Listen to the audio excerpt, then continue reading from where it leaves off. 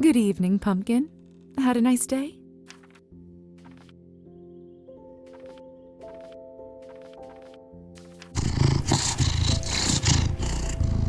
That's the spot,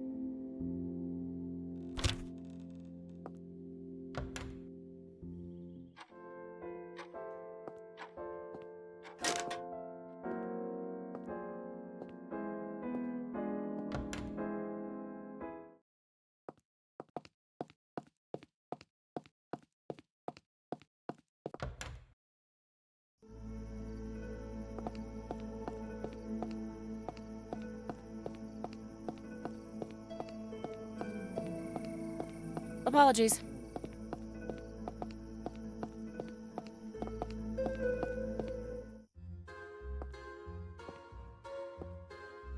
Ah, Liza. Great timing. Come, have a drink with us. Actually, there's something important Let me introduce you to a very special guest of ours, Maxime. Hello, Maxime. To what do I owe the pleasure?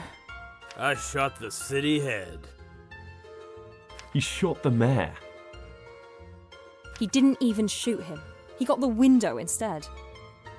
Ah, it's like folks say, Gosha. It's the thought that counts.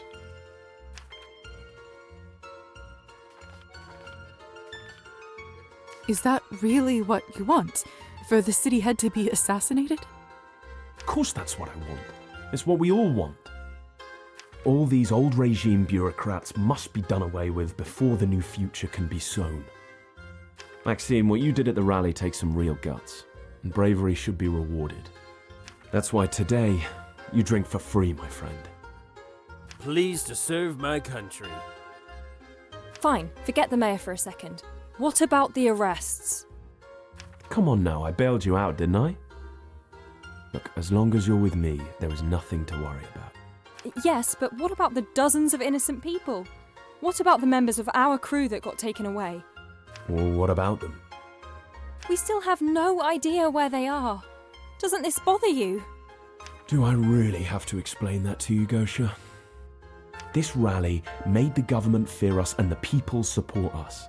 The arrested people are martyrs for the cause. And the best part is, we didn't even plan it. Maxime here has no tie to us whatsoever. We got lucky. This is a success. Stop being so sour and just enjoy yourself for a change. I have to agree with Gosha. The cost was too high.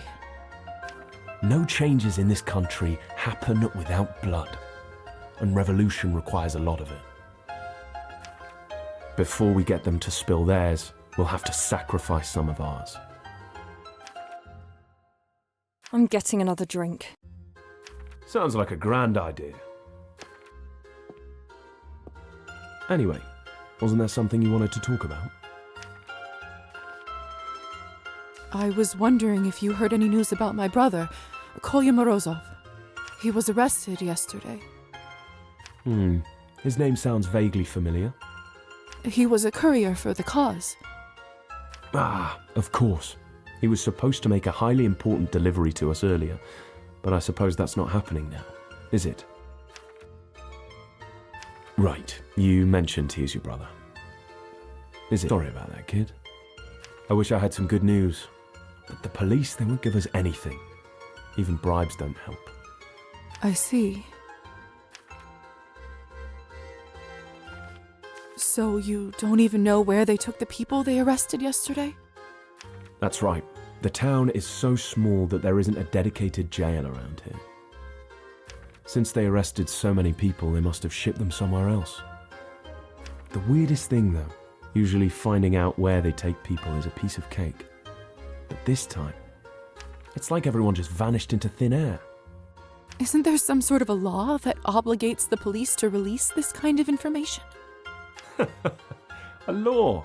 Did you hear that, Maxime? Have you forgotten which country you live in? The severity of the laws here are compensated only by the lack of a need to follow them. About the delivery, Kolya's duties meant a great deal to him. Could you tell the others it's not his fault? Fault is irrelevant. Action is what matters. He shouldn't have put himself in additional risk while on a mission. What if I got it for you myself? Huh. That would change things. If you manage to retrieve it, I'll make sure everyone knows your brother fulfilled his duties, and I'll spare some resources to look for him. You have my word. When you get your hands on it, pass it on to Gosha. I'll see what I can do. Now, you'll have to excuse me. I have a few urgent things to attend to. Besides, I should not be seen with our hero for too long. Huh, Maxime? I'll see you around. No regrets. Psst. Hey, you. Me? Yeah, you. I like you. You've got, whatchamacallit? Charisma, yeah. I see. Thank you. You want to hear something funny? Sure. What have you got, Maxime? I wasn't ever going to shoot the guy. What are you talking about? Yeah, I was always aiming for the window. This lady came up to me the other day, somehow knew I was a sharpshooter back in the army. Gave me a gun and 100 coins just to shoot that sorry window at the rally. No one even noticed. Best deal I've made in years. You must be kidding. What did the lady look like? A pretty little thing. Auburn hair and a scar over her eye. Wait, could he be talking about Victoria? But why would she arrange such a thing? It really was a great story. Thank you, Maxime. Just don't tell it to anyone else, all right? You don't want them to come and take back the money. Your story's safe with me. I should pay Victoria a visit at the manor. I have a hunch that this might lead me to Kolya.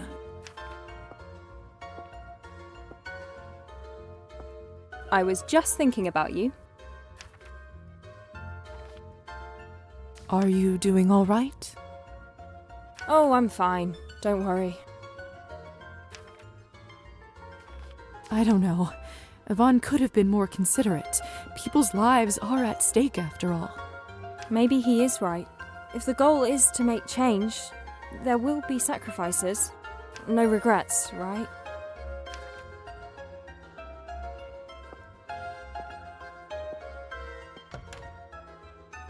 Nice evening, isn't it? Hello.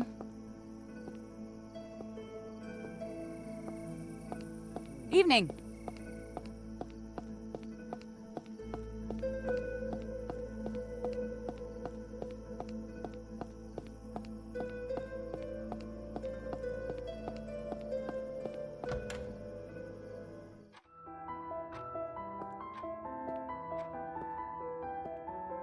Oh, there you are, Liza.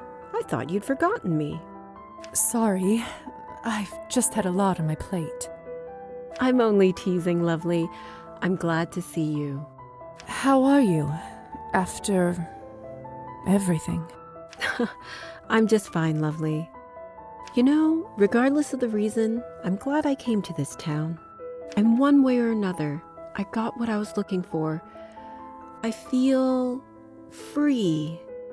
I don't know what the future holds, but for now at least, I'm content. If you ever need me, lovely, you know where to find me.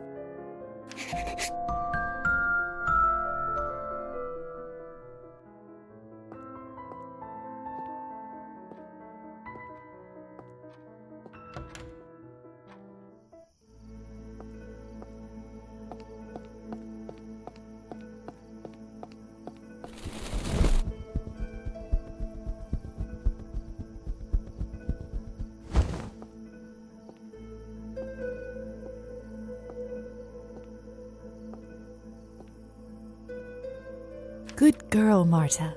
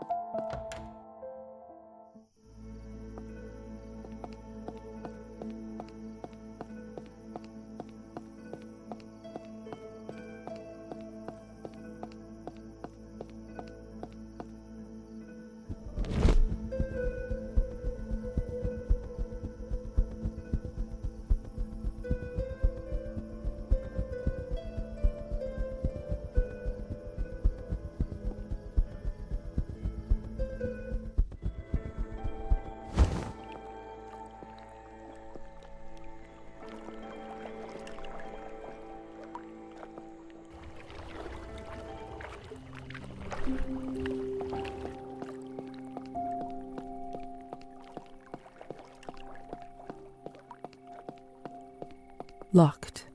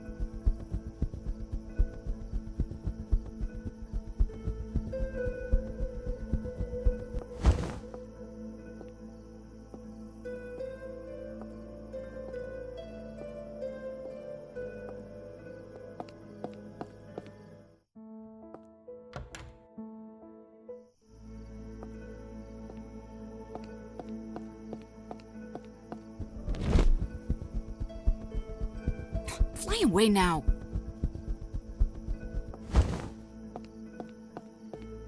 Nice evening, isn't it?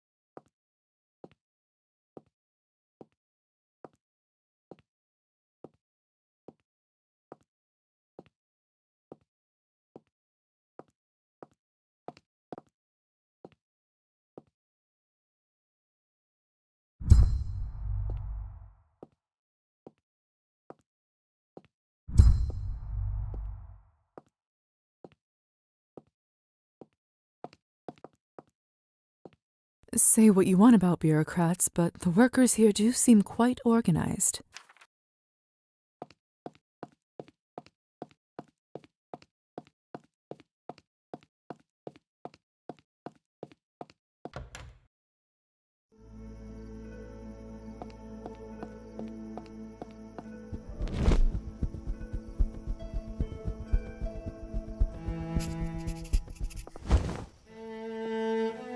That music. That music. It's beautiful. I want to get a closer look.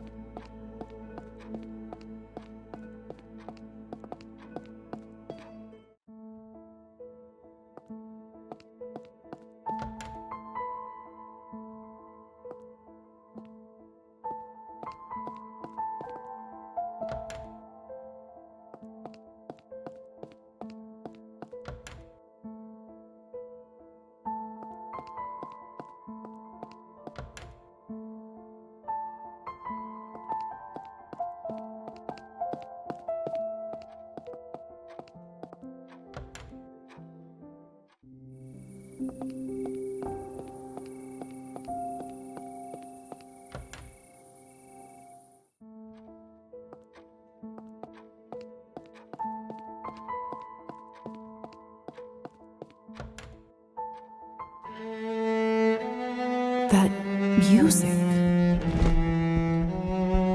That music. It's beautiful. I want to get a closer look. Anastasia is so talented. The music sounds like it's coming from her very soul. She seems so into the music. Best not to disturb her.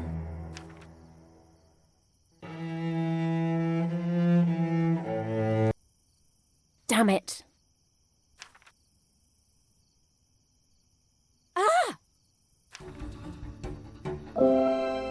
Shh, it's just me.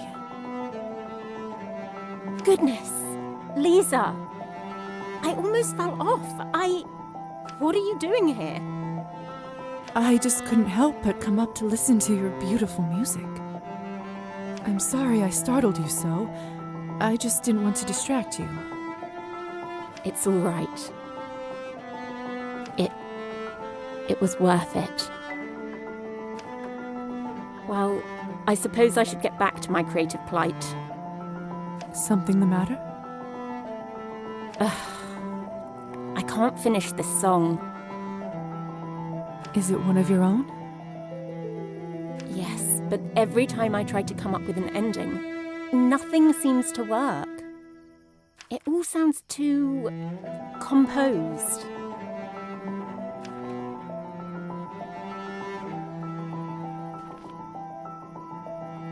Isn't that what you're doing, though?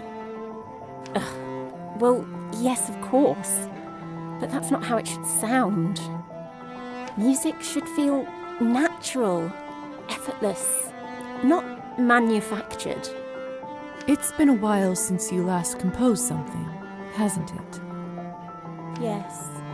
For ages I've not really had the time or the motivation. So, why are you doing it now? Well, in no small part, because of your support, Liza. Let's look at the facts.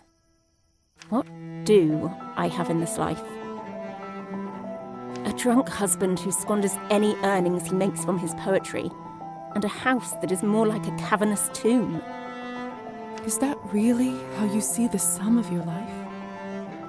What else is there? Your music. You should show the world your talent. What I just listened to was beautiful and filled with emotion. It'd be a shame if you deprived the world of that. You really believe that? I do. And so should you. But what about Evgeny? He wants a wife by his side, not a woman who works and tours the country.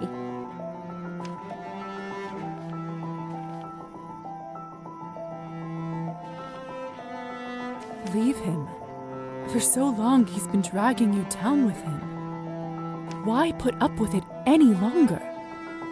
You might be right.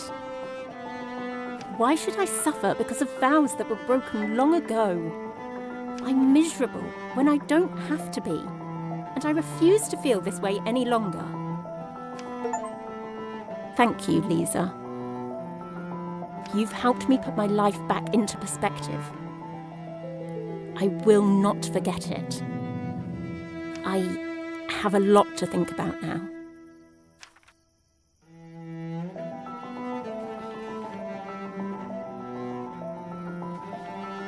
I hope you don't mind. I've wanted to do this for far too long, and I would have been a fool not to try. I think I've wanted this for even longer.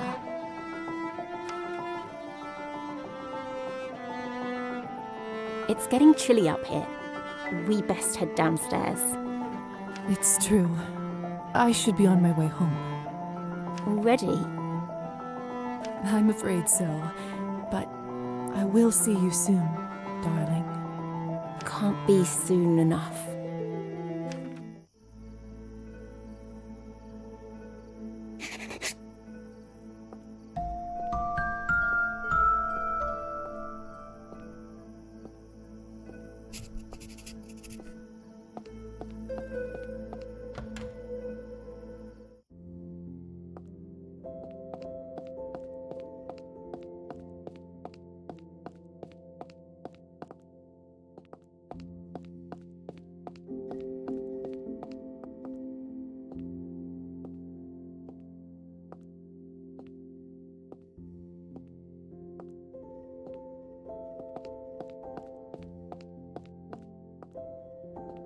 It appears to be a bowl of kasha, though I'm not sure who it's for.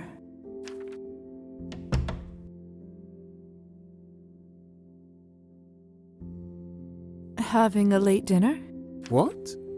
Oh no, it's just a simple offering. An offering?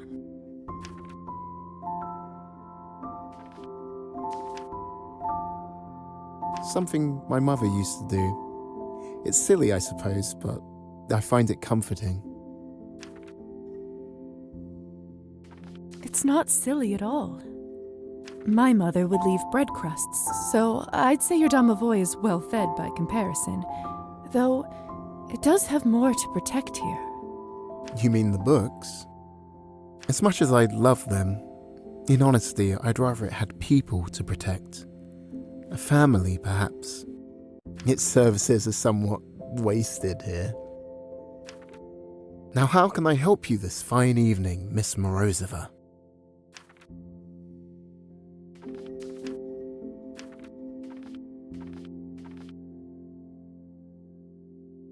Actually, I had hoped we could continue our town tour. That's music to my ears. There's still much to see. Let us depart. More tales await.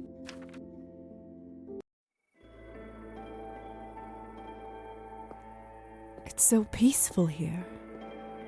The peasants who work this land live in the huts over there.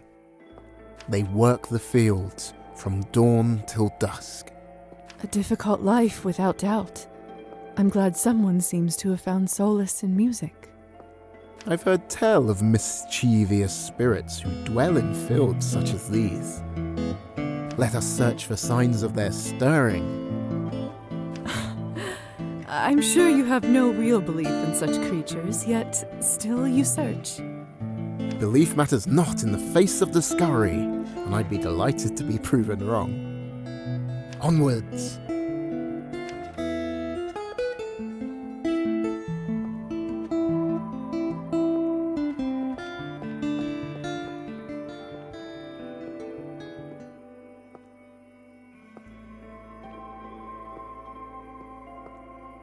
What's that you found?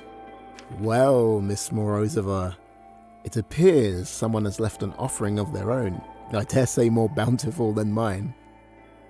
2 chicken's eggs and a cockerel. This doesn't correlate with any spirit I'm aware of. Perhaps our talented friend over there could shed some light.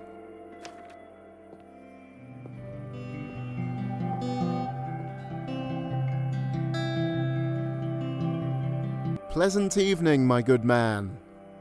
Your playing is beautiful. You didn't touch it, did you? The cockerel and eggs? No, they remain safe. We recognize an offering when we see one. It can no longer crow, the cockerel. It wasn't easy to find. I had to travel 3 farms over, but it will be worth it. Who, exactly, are you trying to appease? A Polovic lives in these fields. I need his cooperation, his help.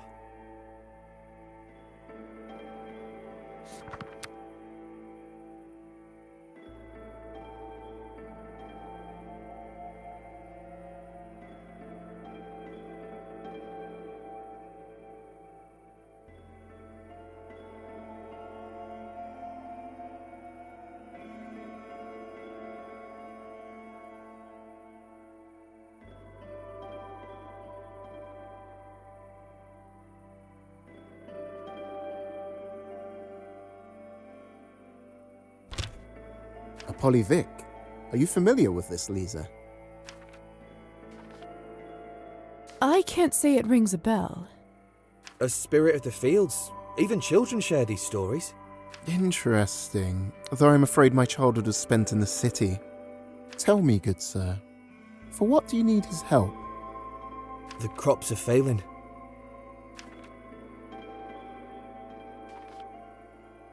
But those fields are filled with crops. Surely this will see you through the winter. Those fields over there are the landlord's share. I work his land every day. My small plot is dry and bedded with rocks, and this year has not been kind to the harvest. So this is why you seek to curry favour with this Polyvic. How exactly does the creature operate? He appears only when he believes himself to be alone. He can be cruel at times, trampling farmers he thinks are too lazy or those who work at noon. Do you mind if I ask you a few more questions about this creature? I will tell all I know. I'm sorry, I do realise I invited you here in the first place. No need to apologize. This is a great research opportunity for you. I will be nearby. Thank you. Could there be truth behind this Polovic story? I'm beginning to believe most fairy tales are founded in truth of some manner. The farmer said he only appears when he believes himself to be alone.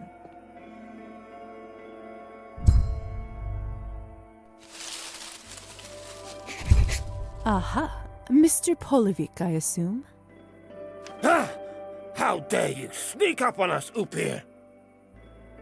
This field holds nothing for your kind.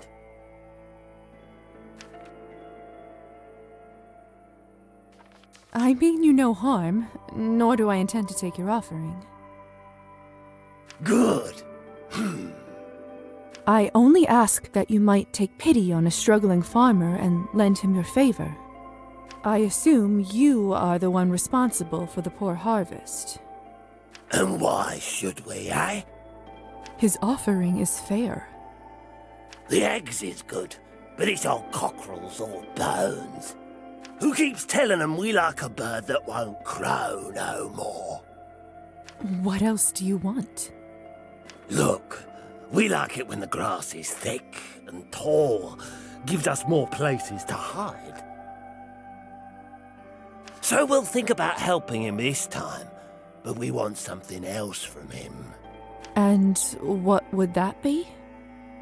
We like the sound he makes, but we also want praise for our gifts. And if he plays a song with words of praise, you will aid his crops? So tall they'll be that he won't see his own feet. Wonderful. I'll see to it. You stay here and listen.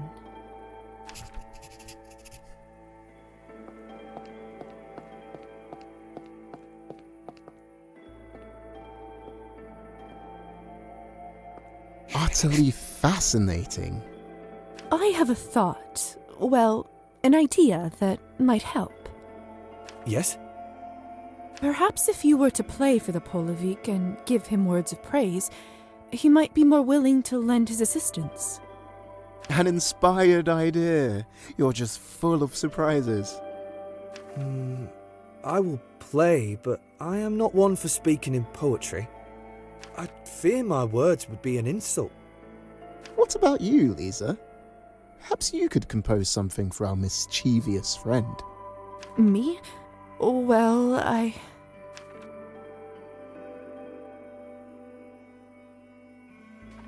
All right.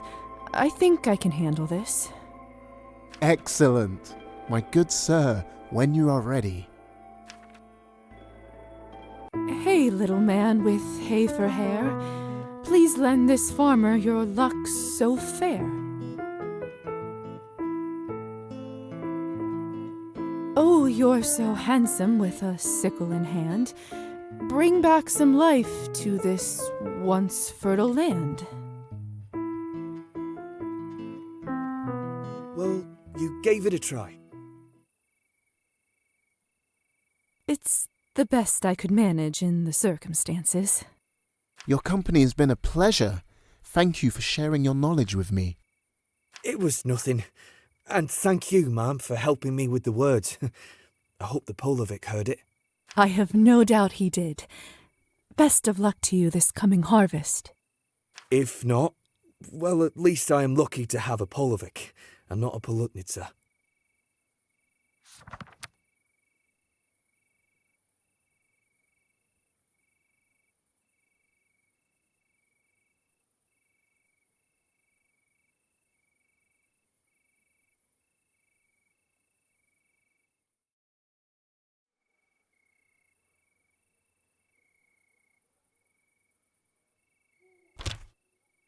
A Polutnitsa. Is this another spirit of the fields? Yes, she is far less forgiving, that one.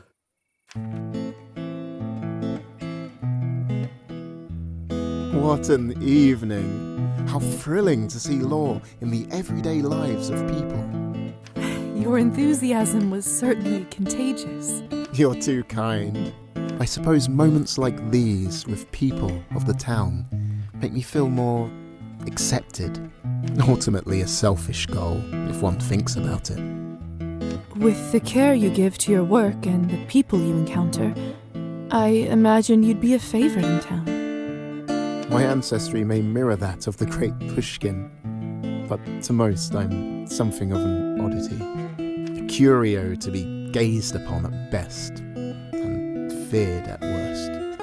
I see. I often wonder whether my desire to spread these stories is driven by a need to form a connection with this land, to one day call it home without feeling foolish, though whether it will embrace this connection is yet to be seen.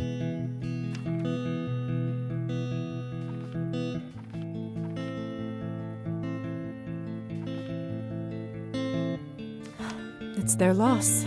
They are the fools, every last one of them. Perhaps, and I the biggest fool for wanting their embrace. I wouldn't mourn them. The worth of your existence far exceeds theirs. Let's take one last look at our offering. Perhaps luck has been on our side.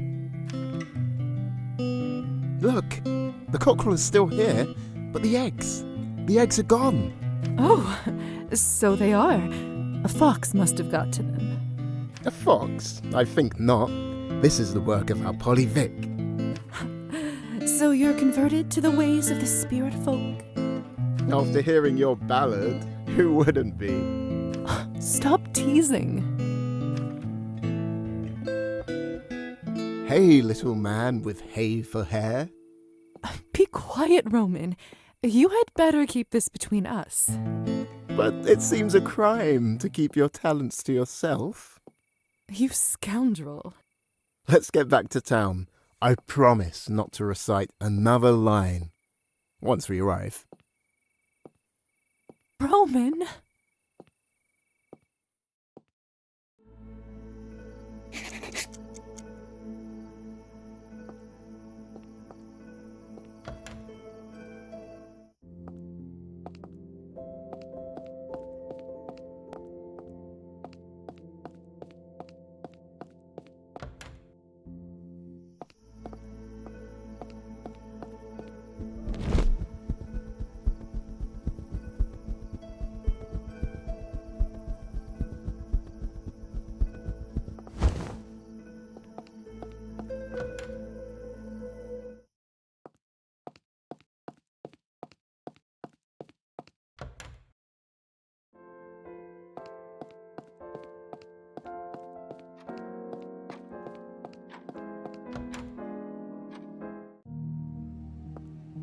It's too dark.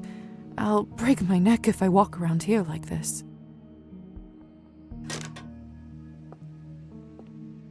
I can't believe they took Kolya. I don't even know where to begin. I'm very sorry, dear. I'm no stranger to loved ones being taken away. There is hardly a worse feeling. Perhaps the revolutionaries might know more about where they brought him. I heard they set up their den in the vodka bar. Yes, that's a good idea. I'll start my search there. Quite right, yes.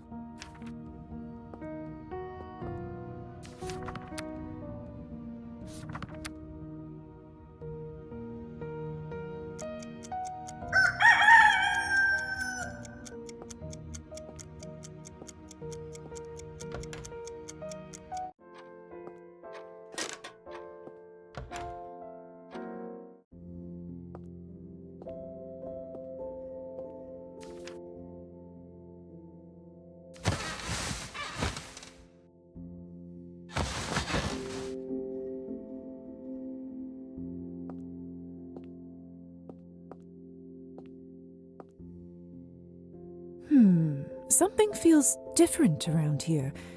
Do you notice it too, Petya? Oh, I did a little sweeping during the day. Maybe that's it?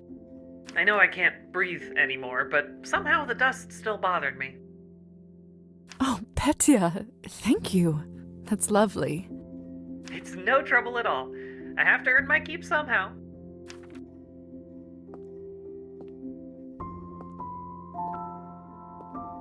There's my handsome boy.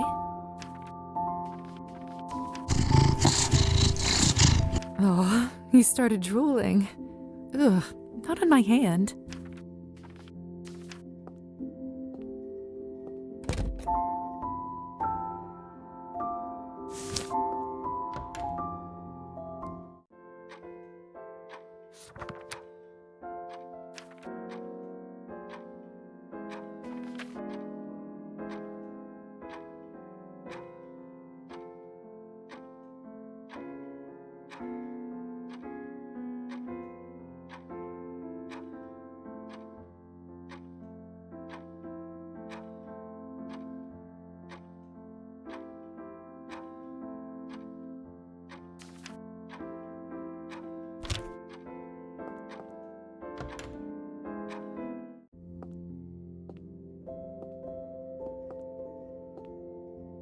You're looking relaxed.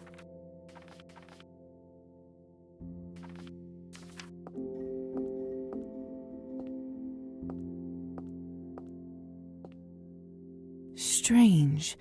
Can't imagine the doctor getting much use from this, even back when he was a human. Lovely vanity, though.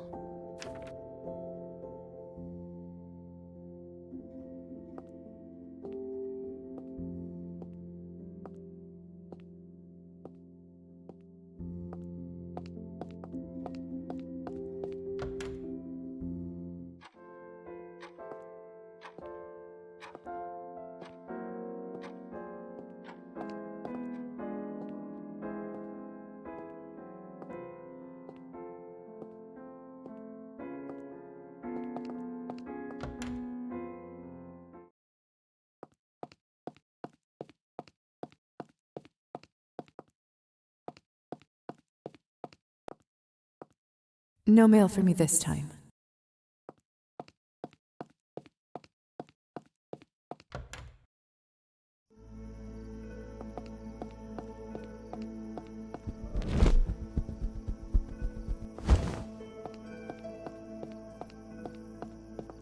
Hope you're doing all right, Mom.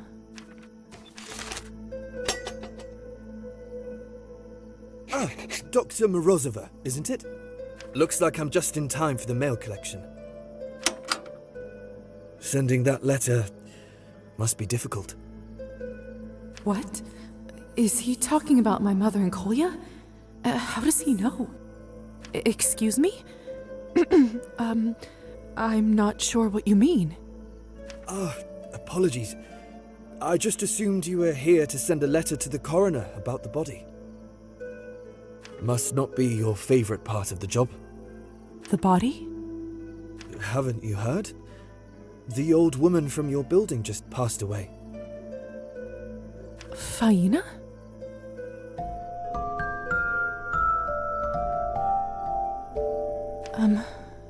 No. No, I haven't. I see. Well, sorry to break the news that way. Strange. I just saw her in a dream. She seemed like a very nice lady.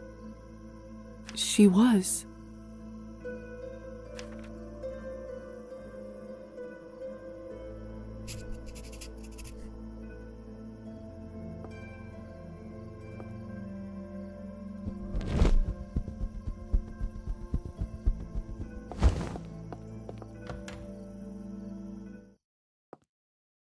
The door is open.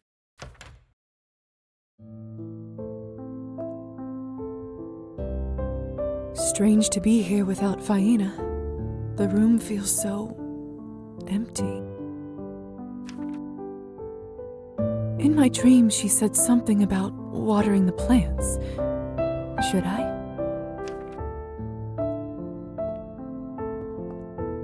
These books are written in a foreign language. They look beautiful. Wish I could read some of them. You all do look thirsty. Don't worry, I'll take care of you.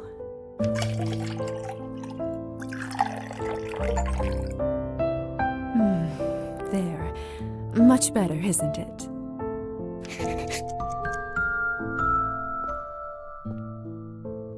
I doubt anyone will take the plants from here now that Faina is gone. Should I move some to my room? I feel like that's what Faina would have wanted.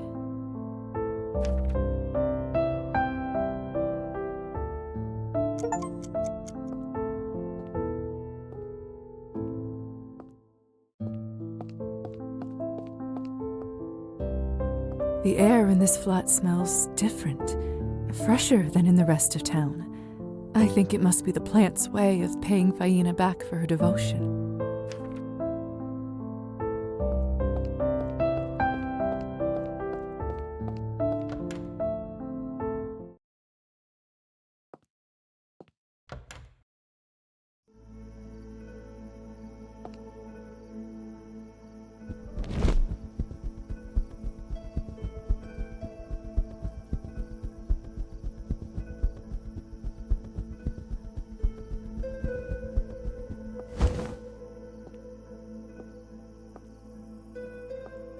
Evening, Trophime.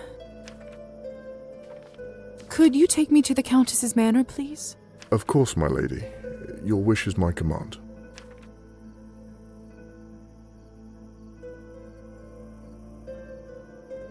Perfect. Let's head out.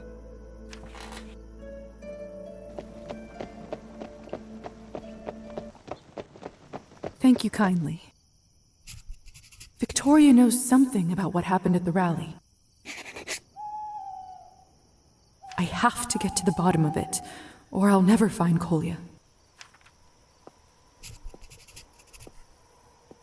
Looks like the Countess is not expecting guests today.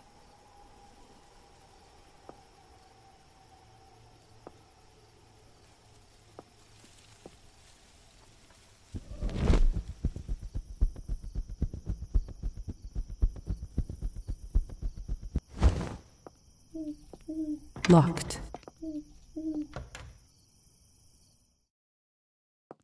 Eerie to be inside this room again, alone. Locked.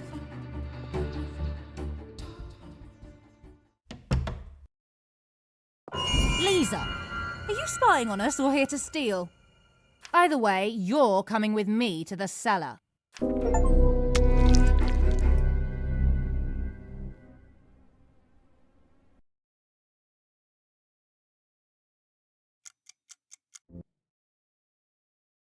Eerie to be inside this room again, alone. Locked.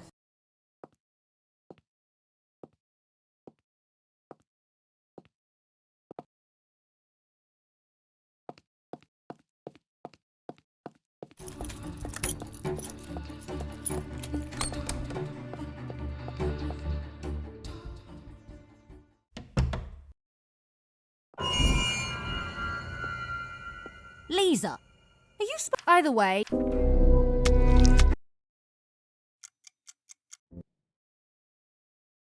Eerie to be inside this room again, alone.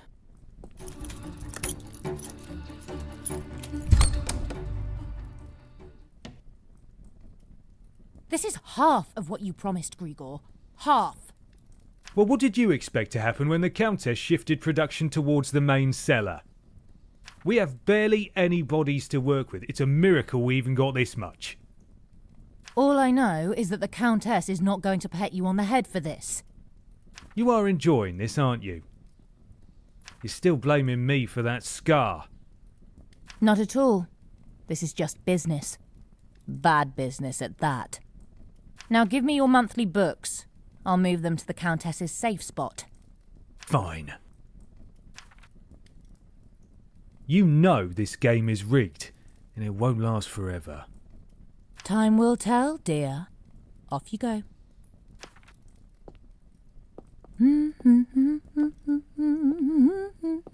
She'd never tell me anything if I confronted her. This is better. I bet there is something among the Countess's papers that I can use to find out the truth. Locked.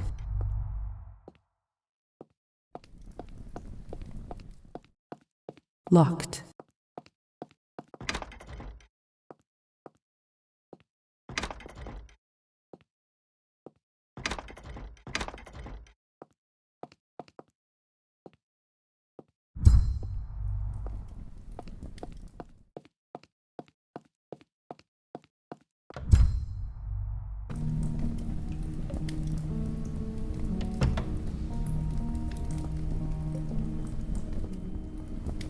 I so hoped that I would never have to come back down here ever again. Eerie. It's hard to say without seeing the face, but this dress. Could it be the same girl from the first painting?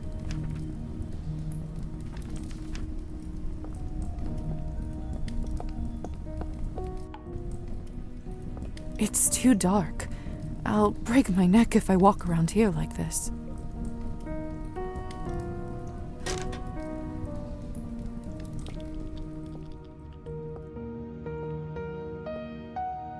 Two, 5, 10. Good. Surprised that it's all still there.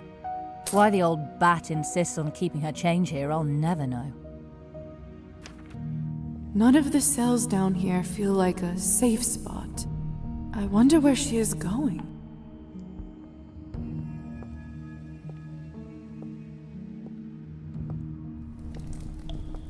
Let's take a look, shall we?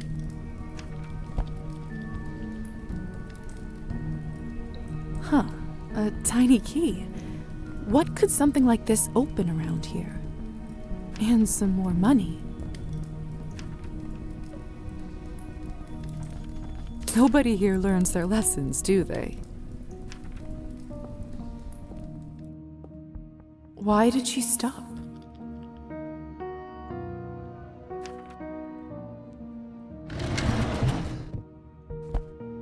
Of course, a hidden safe.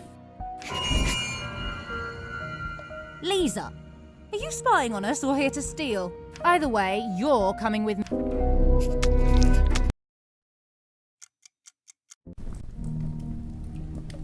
It's too dark. I'll break my neck if I walk around here like this. 2. Why the old... None of the cells down here feel like a safe spot. I wonder where she is going.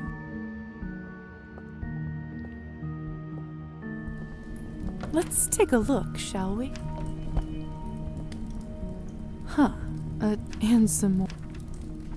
Nobody here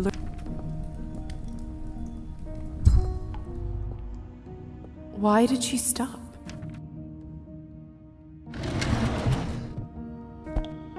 Of course, a hidden safe.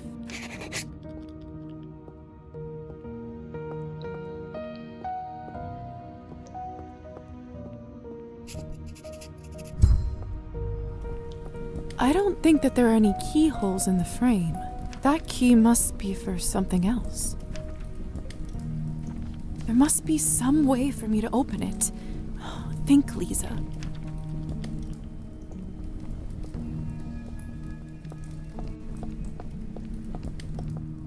Hello? Can anybody hear me?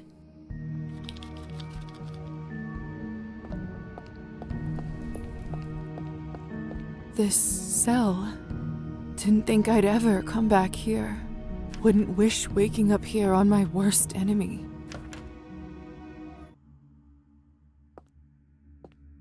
The key fits. I was curious about what's inside from the start. A sheet of paper. I have to admit that's a little disappointing.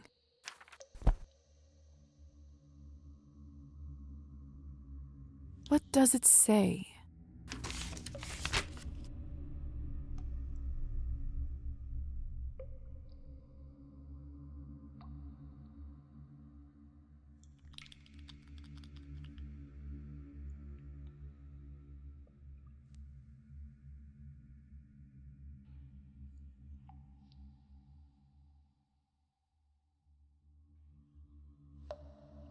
Is this a riddle?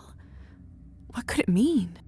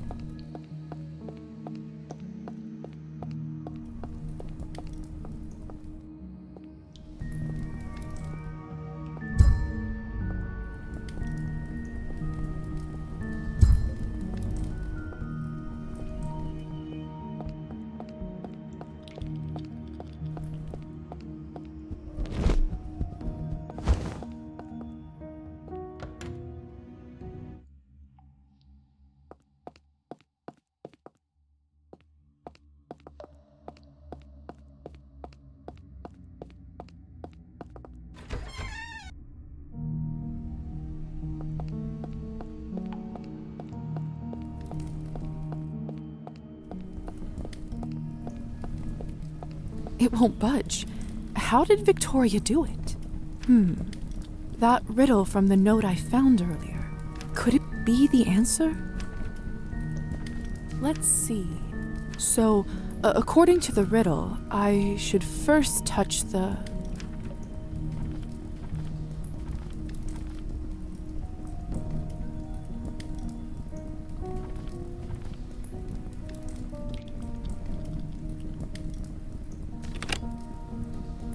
Then I should tap the...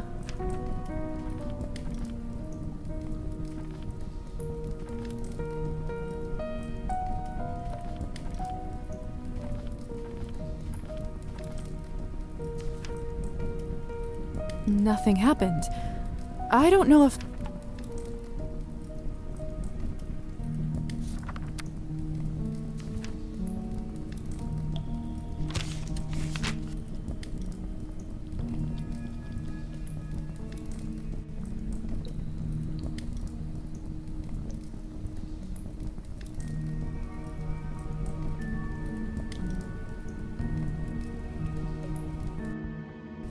Is this a riddle? It won't budge. Could it be the... Let's see. So... Then I should tap...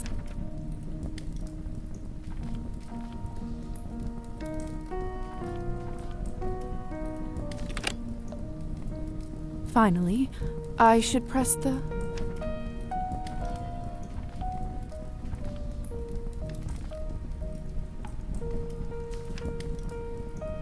Nothing happened. It won't budge. Could it be? Let's see. So... Then I... Finally... That's it! It worked! So, what do we have here? This envelope looks just like the one I, took from the Skortsov house. Feels like a lifetime ago. There are receipts and invoices inside with the town hall sigil. A lot of these seem to be for some sort of construction.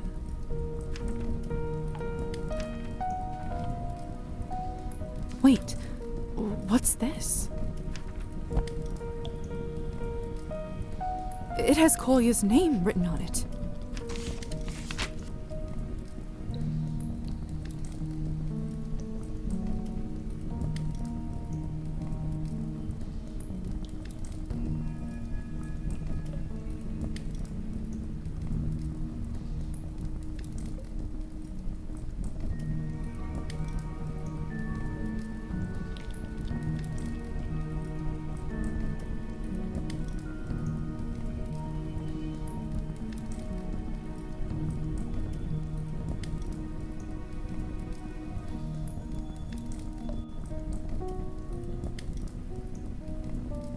Deceased? No, that can't be. It also lists Gosha as deceased, and I just spoke with her. They can't be dead. There's also some sort of chart here.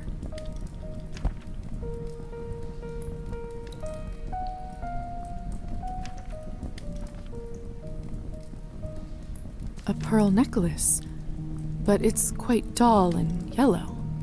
It must be incredibly old, yet somehow looks so familiar.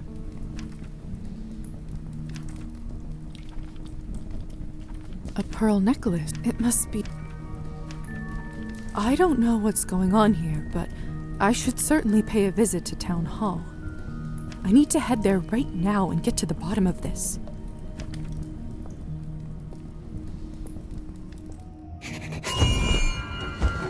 Did you think you were the only... I saw you...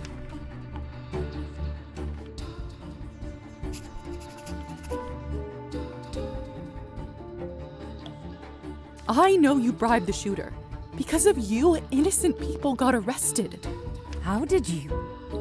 You know what? It doesn't matter. You should know by now to keep your nose out of other people's business. You better start talking.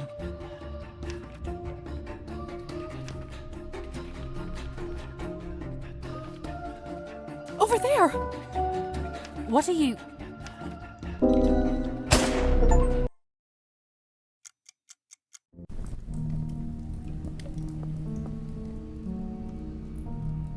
It's too dark.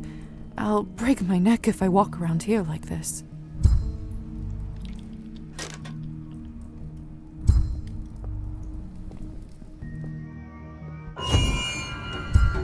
Did you think you were the only one who can turn invisible and follow people? I saw you closing the safe. What the hell are you doing here? I know you bribed the shooter. Because of you, innocent people got arrested. How did you? You know what? It doesn't matter. You should know by now to keep your nose out of other people's business. You better start talking. Over there! What are you...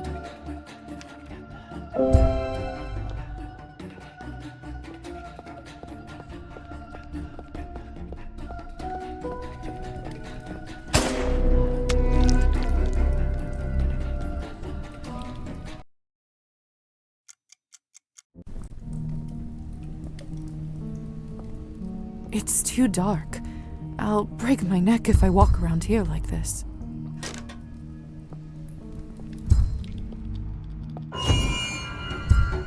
Did you think I saw you? I know you brought... How did you? You should know. You better start... Over there! What are you...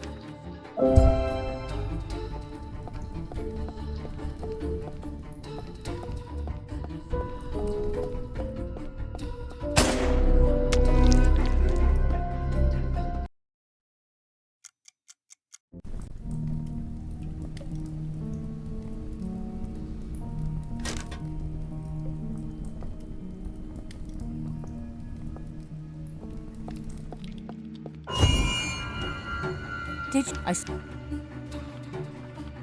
I know. How did you should know better? Over there. What are you?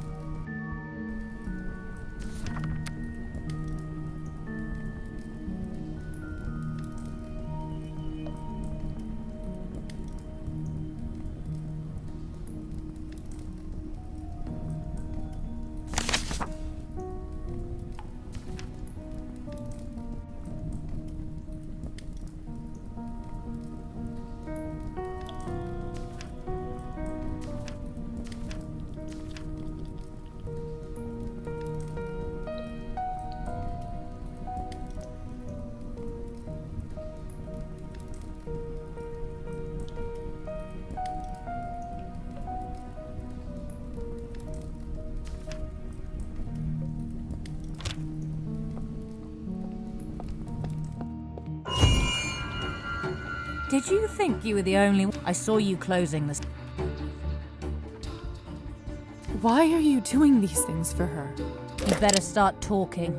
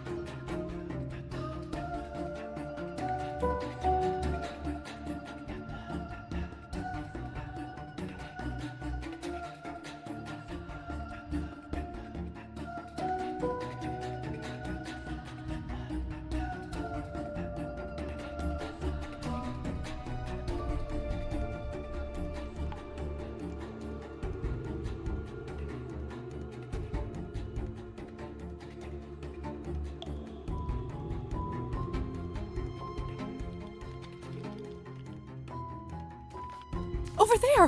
What are you...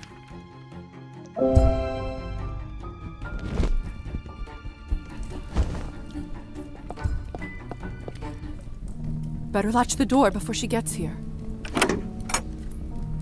There. She won't be getting through this.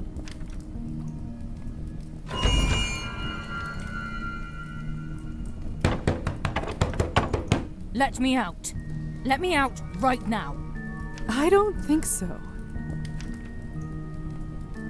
Hey, you know, sounds from here don't travel far. Really? What an interesting fact. My coffin isn't here. You will let me out by sunrise, right? Right?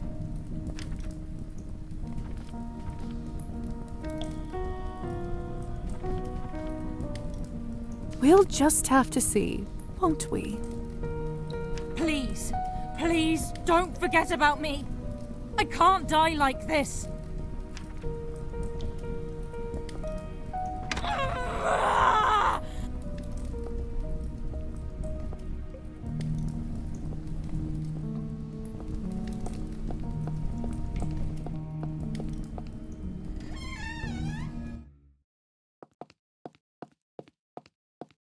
Locked.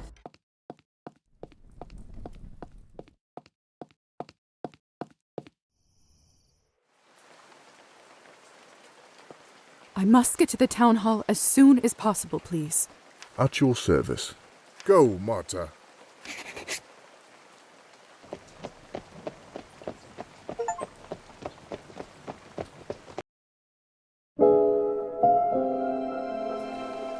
Thank you, Trophime. For your trouble. Thank you kindly. Oh, just one last thing.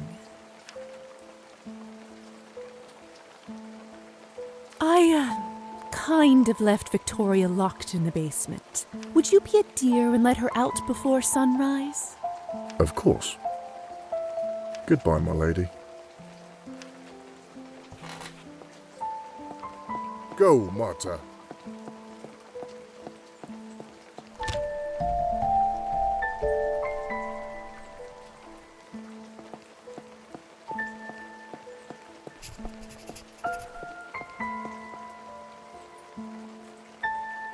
Yvonne? Liza, what a pleasant surprise. What are you doing here at this hour? I could ask the same of you.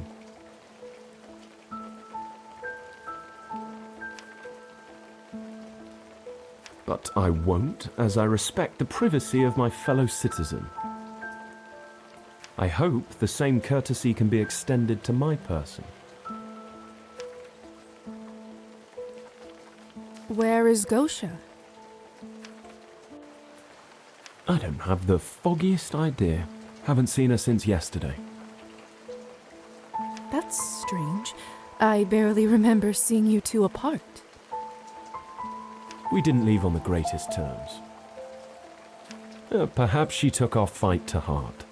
You know how you ladies are. Us ladies? I meant passionate people. Right.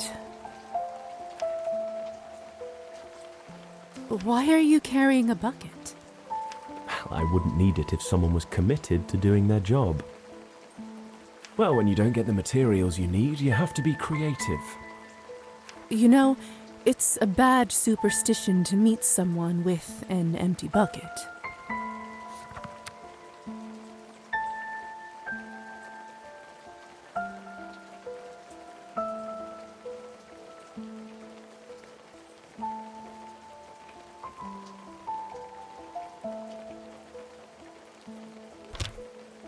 Doesn't the superstition specify that it has to be a woman? Something tells me that in this case, it doesn't make it any better. What exactly is your plan here, Yvonne? You're a doctor, Liza, aren't you? Must have been hard to earn your degree, especially as a woman. All the science you had to learn, books you had to read, exams to pass. You must be very gifted. I myself was never a gifted child, if you can believe it. I was never good at arithmetic, or physics, or chemistry. I struggled with the subjects until I realized that personality, innate charisma, could be an even greater gift. That changed a lot of things.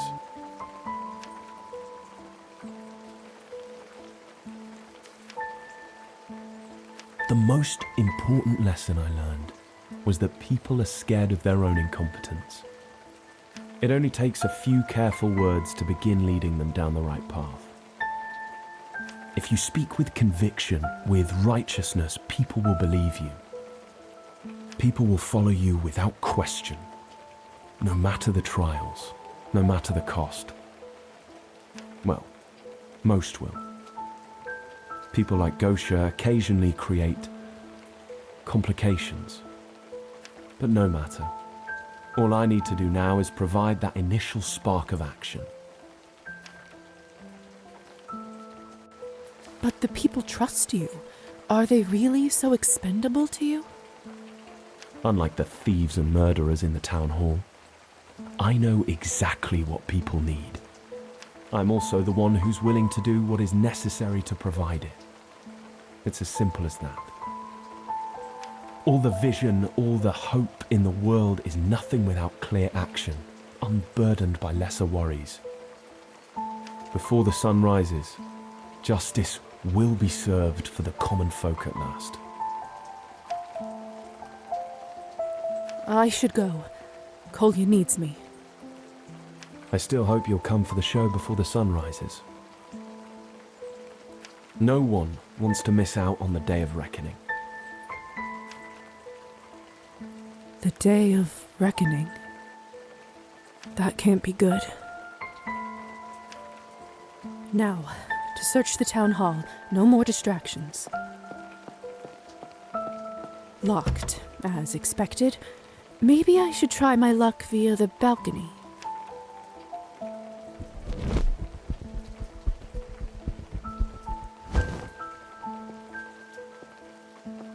Unlocked. Perfect. Looks like someone is still here. The mayor must be working late. Good. Time to answer some questions.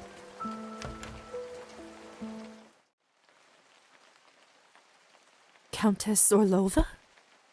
Liza, darling, is that you? I was just finishing up some work. I certainly didn't expect to see you here.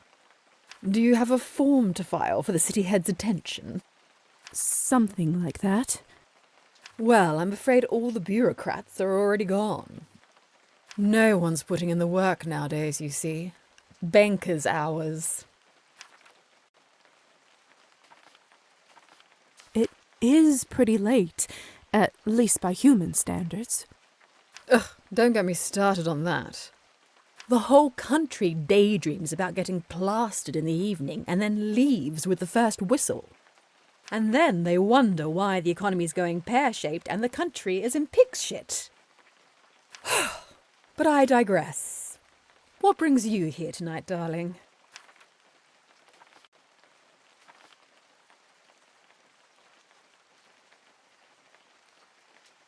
You know exactly what I'm doing. I haven't got a clue. Whatever do you mean, darling?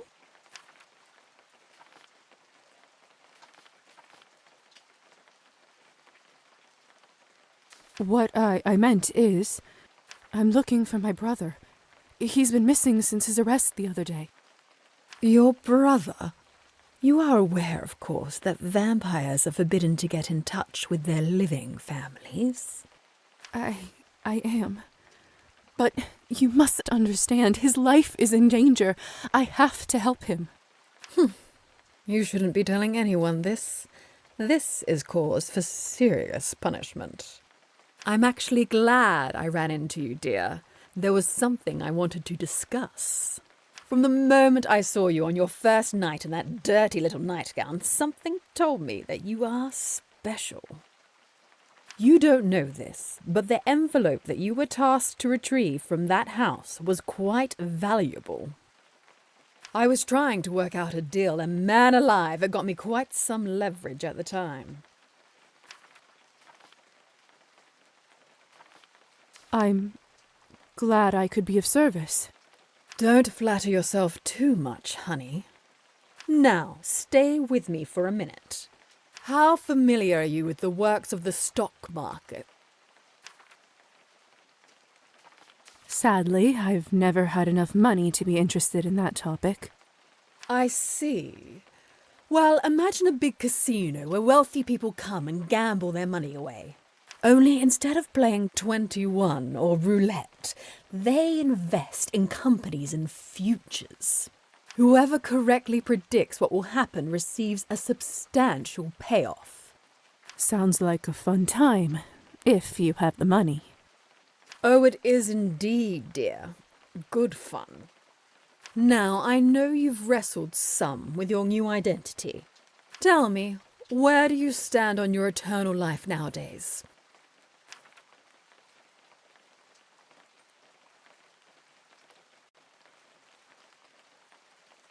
I keep going back and forth on that one. Fair enough, dear. I found that there isn't one correct answer myself. However, none of those fools playing the game have what you and I have. None of them live long enough to see the truth and learn their lessons. Any vampire who's lived longer than a century and not become rich is a waste of opportunity incarnate. We can invest in people, play them like cards in our hands.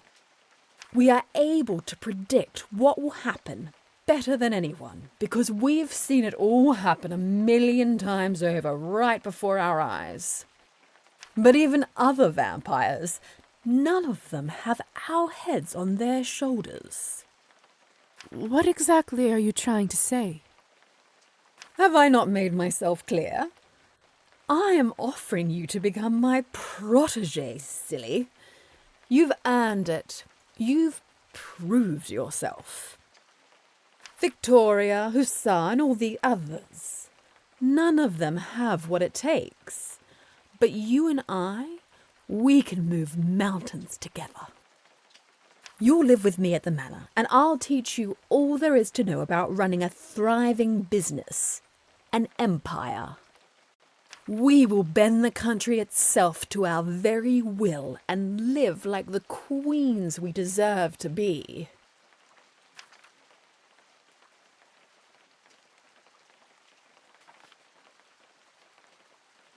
I don't think I can. Don't tell me. I know what bothers you. It's your missing brother, isn't it? How did you know that? Like I said, I have my ways. Don't worry, you won't get in trouble for being in contact with him. It will be our little secret. Well, what if I told you that I could reunite you two before sunrise? How is that possible? I don't even know where he is, let alone the fact that he's arrested. For as long as I've lived in this country, and it's longer than I care to admit, dear, the law has never worked the same for people like me versus people like your brother. I can promise you not only his freedom and safety, but that your whole family will be taken care of for generations to come.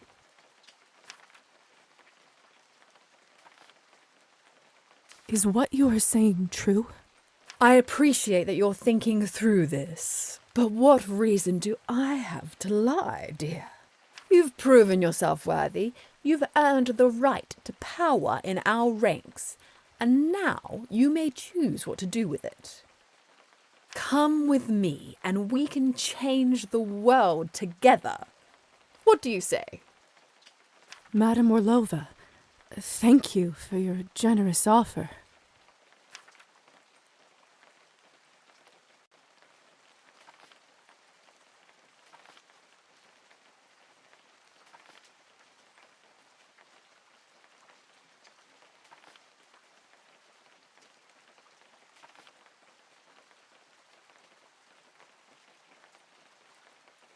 But I'm afraid I can't accept it.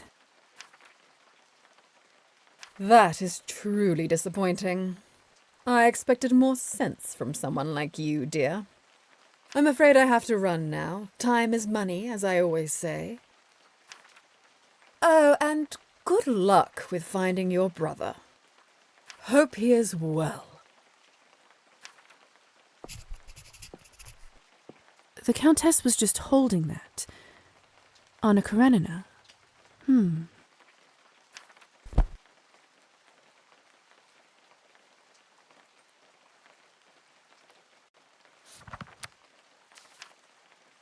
There must have been a reason why the Countess was holding this, right?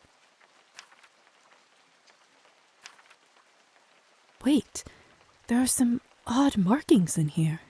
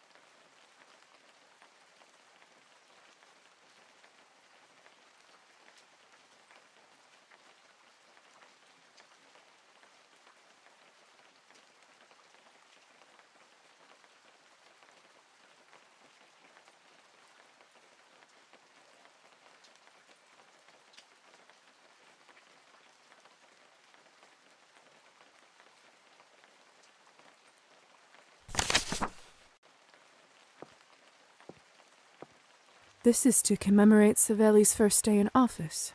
It must have been around the same time I was turned into a vampire. Time flies.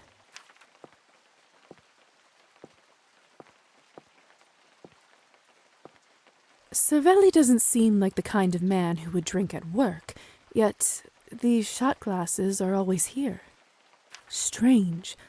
Why don't I borrow them for a spell?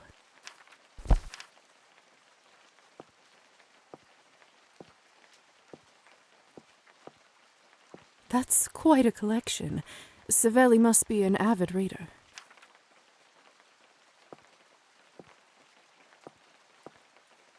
Savelli's scales.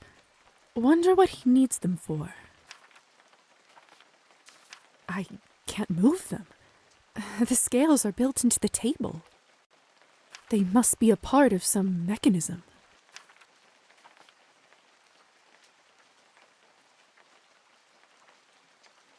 Let's see.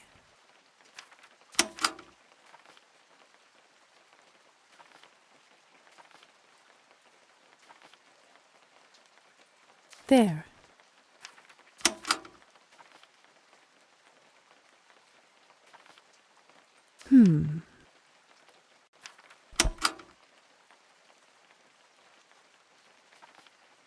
On second thought,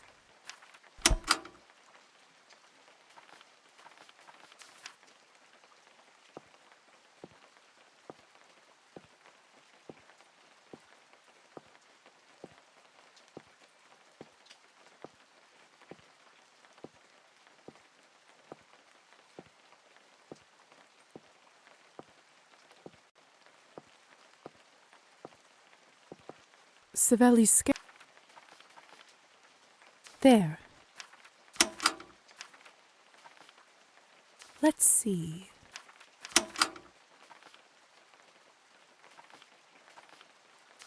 I can't move them. They must be a part of some mechanism.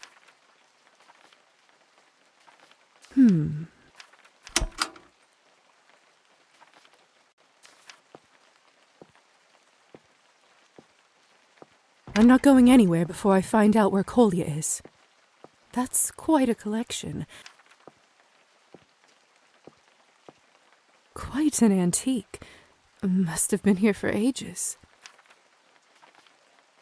The man in the painting was one of the town's first government officials back in the 14th century. Don't know what's more shocking, how much has changed since then or how much hasn't. What a beautiful dog. Makes me a little sad that he isn't alive anymore. The colors and decorations of the room are different, but It looks so similar to this one. If the man in this painting is an old city head, he probably posed for it right in here. Could it be? If that's true, then there's probably a door behind that bookcase.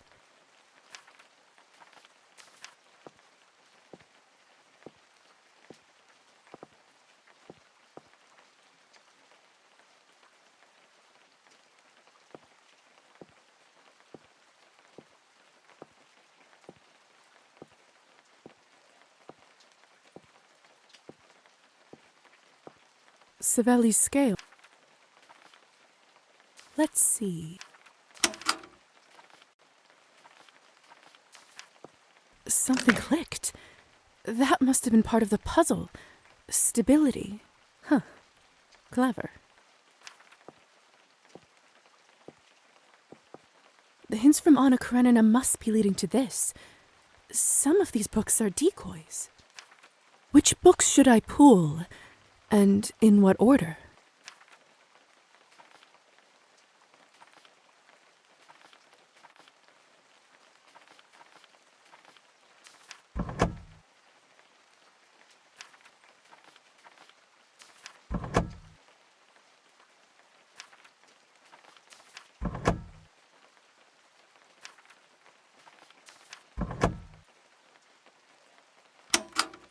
No.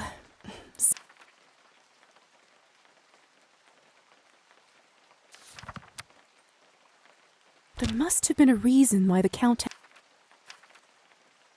Wait, there are some...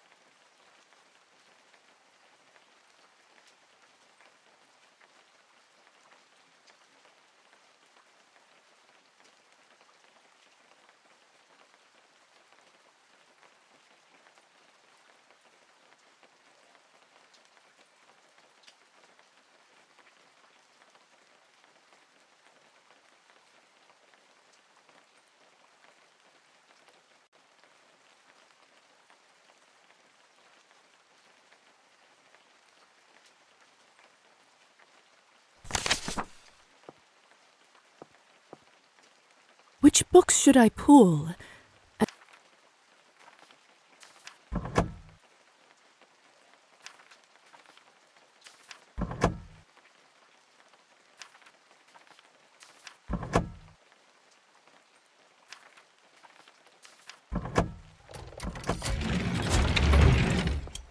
I'm guessing this isn't where he keeps his winter clothes. Let's see where it takes me.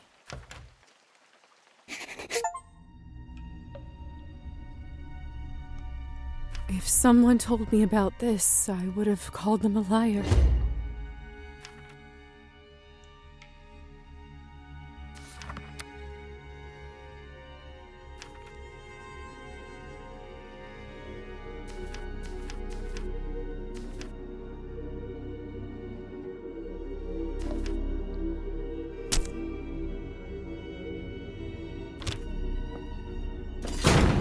Goodness. No matter. No way but forward.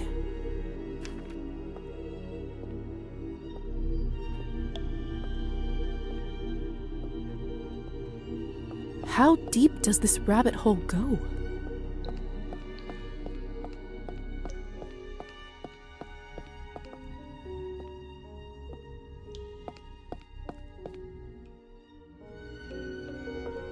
What fresh hell is all this? Why is there a hidden prison underneath the town hall? This must have been what the construction bills were for. Hello? What did they put you in here for? Shh, they'll hear us. Go away, we don't want any trouble.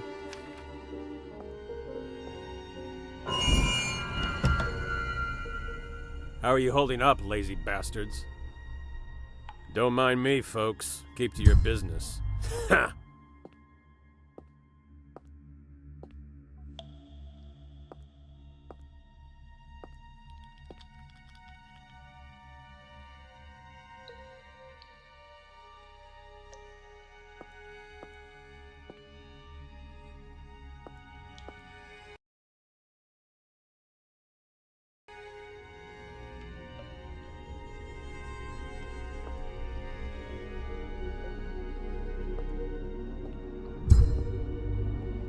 Demian? Are you alright? Why are you here? I wish I knew. They raided our village the other night.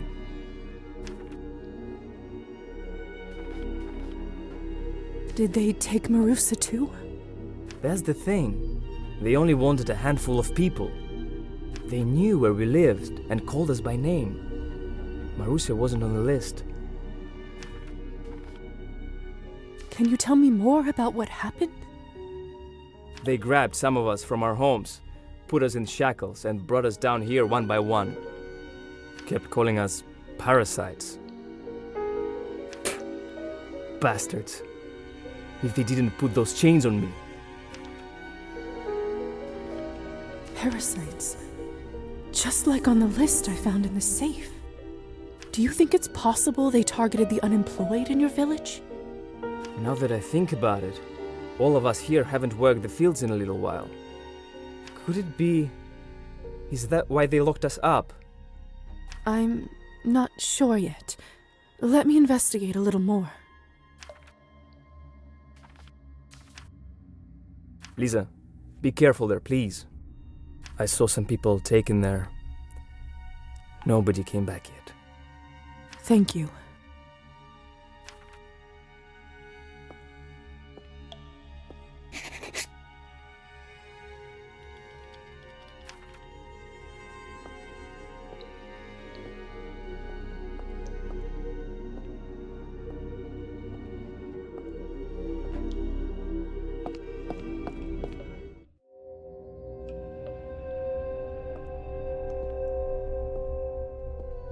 No! I don't want to go! Where are you taking me? You'll just have to see for yourself. Please! Let me go! Sorry, pal. It's not up to me. I don't make the decisions. Not up to me. Please, I'm begging you. Let her stay. I'm sorry, Mom. It's not up to me. I'm just doing my job. Come on, Miss Morozova. Let's hurry this up. Country's orders. Let go! Let go of me! She will get better, I promise. She knows all the treatments. She's a doctor herself. Right. Well then, she can cure herself where she's going. Alexei, do something. What's going on here? Come on, let's head out.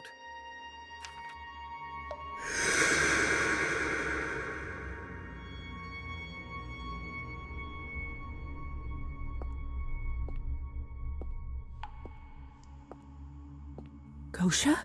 Are you all right? What happened? Liza, I can't believe it's really you. Listen, what happens in here? It isn't meant for human beings. How did they find you? Yvonne said he saw you recently. That you two got into a fight or something? We did. He didn't seem to care about all those people who we lost the other day. It made me question if he was the right person to lead. And I was stupid enough to tell him that. Are you saying? That's right. The police were still looking for me after the riot, and that smug bastard turned me in. Can't say I'm surprised. It's my fault for believing in him in the first place. There were so many red flags. I should have known. Don't blame yourself, Gosha. You only wanted what's best for the people. That son of a bitch is to blame for all that. On the bright side, at least I know where everybody is now. Or at least was. Silver linings, huh? Just stay put. I'll try to get you out of here. Thank you. Just be careful. These people, they aren't joking around here. If you don't make it back here for us, I'm not going to blame you.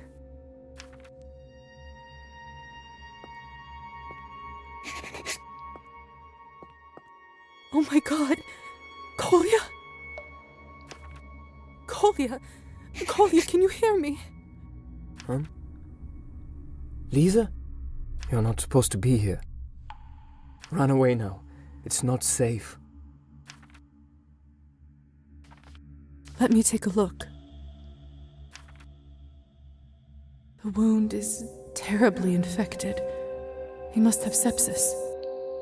He won't last through the night. That bad, huh?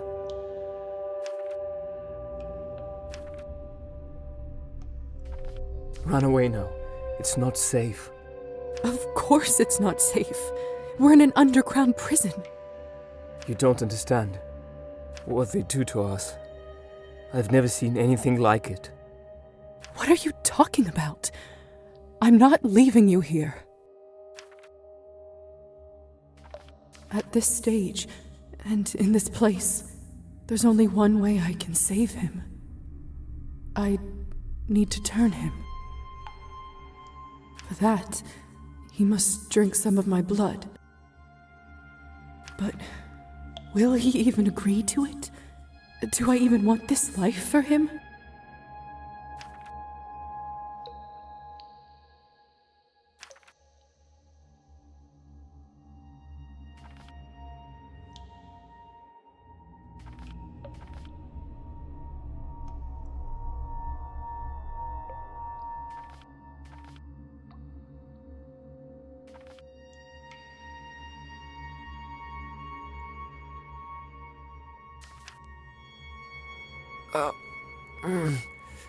I just wish he didn't hurt so much.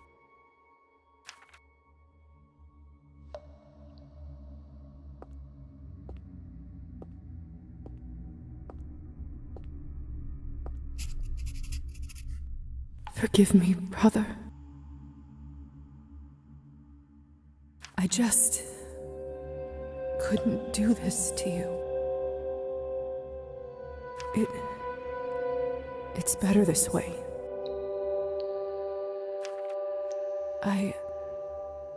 I can't stop now. I need to understand why all of this has happened.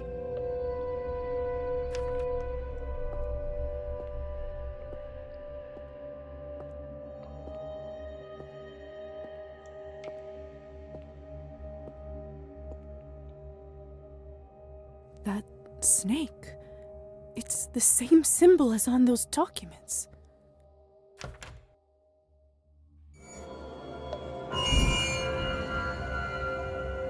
My God! The stench! I'd be sick right now if it was biologically possible. I've never seen anything like this.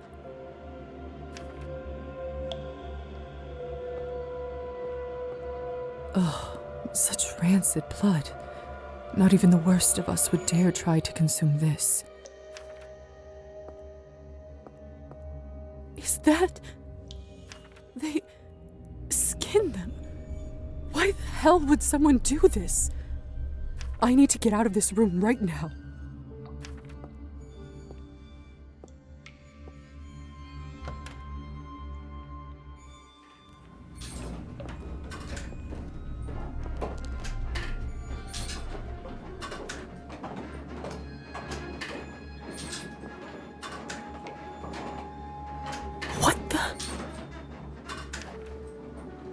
This place.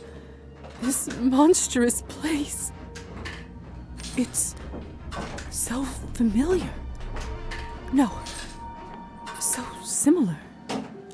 Similar to that room from before. I don't I don't feel so good. This is where we keep them, Doctor. Are you sure you want to proceed? Goes without saying, but it isn't safe. Quite sure, my boy. They are still people. They deserve some compassion. Of course. Well, if you don't mind, Yes. I'll take it from here. Thank you. Good luck.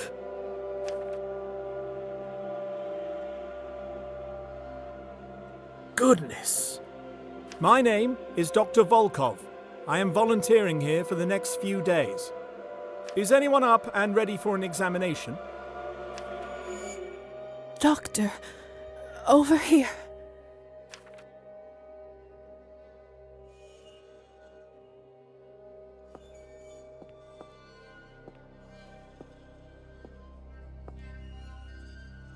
Evening, young lady.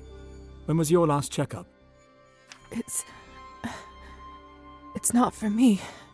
The woman on the next cot, she doesn't speak the language. You sure are burning up yourself. Nothing to do about that.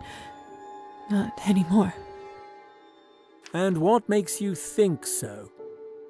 Cholera wasn't treated in time. Kidneys are now affected, so the truth is, in a place like this, I'm afraid I don't have long. But she still has a chance, though, if you act quickly. Is that so? How do you figure?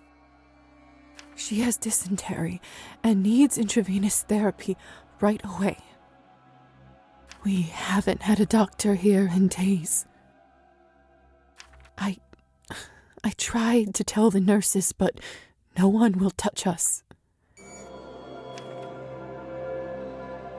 There's not much time left, Doctor. Just see for yourself. Let me take a look.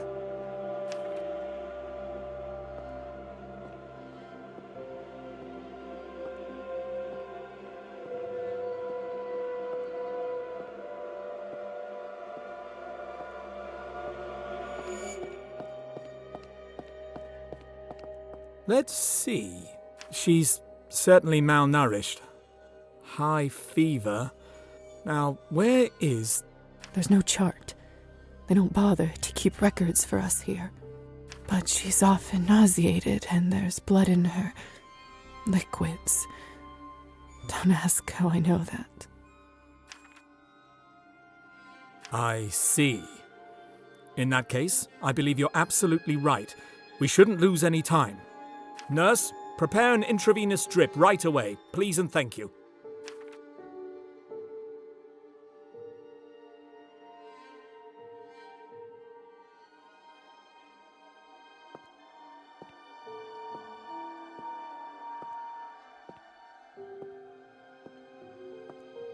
Excuse me, miss... Sorry, what was your name again? Liza. Morozova. How is she? Well, the patient is still resting, but I think it's fair to say she'll be all right. Good. Where did you learn all this, if you don't mind me asking? I'm a doctor as well. Just graduated from the medical academy. That's quite impressive. Thanks. All the good it did me. You're that traveling doctor people in town were talking about, aren't you? I suppose I am. Listen, Miss Morozova, how would you like to be my assistant? It happens so that I just got an opening at my practice, and I'd hate for this kind of talent to go to waste. Oh, doctor, why would you tease me about something like that now? You and I both know I'm not getting out of here alive.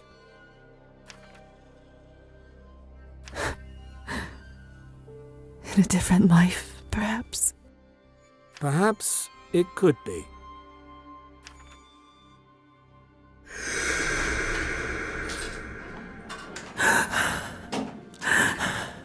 So that's how it happened. Dr. Volkov must have also been the one who brought my things from home, too. No time. No time for any of this. I need to press on.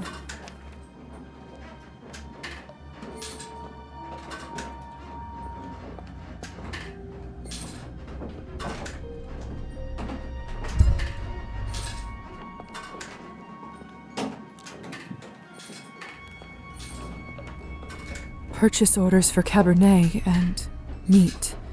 This one's for the vodka bar signed by Jurgis. Does this mean? I don't even want to think about it. I need to find a way to get inside.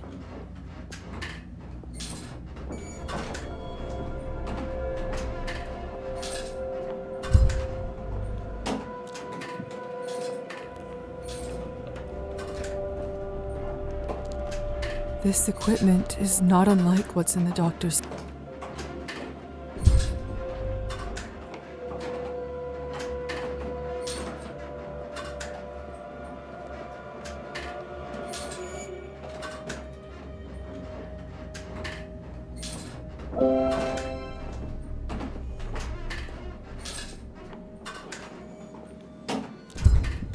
This is it.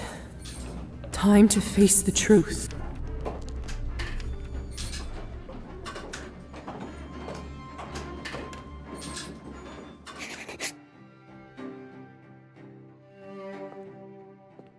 What did I say? What did I just say, Tamara? That's right. I said not to disturb me during my peak productive hours. The decrees won't publish themselves. Besides, Why, you aren't Tamara at all, are you? I suppose a welcome is in order. What brings you here, my dear? What in God's name is happening here? I beg your pardon? Oh, of course. You must mean my blood export system. I can see how it may appear a little jarring to an unprepared visitor. A little jarring. People are being tortured and killed right outside this very door.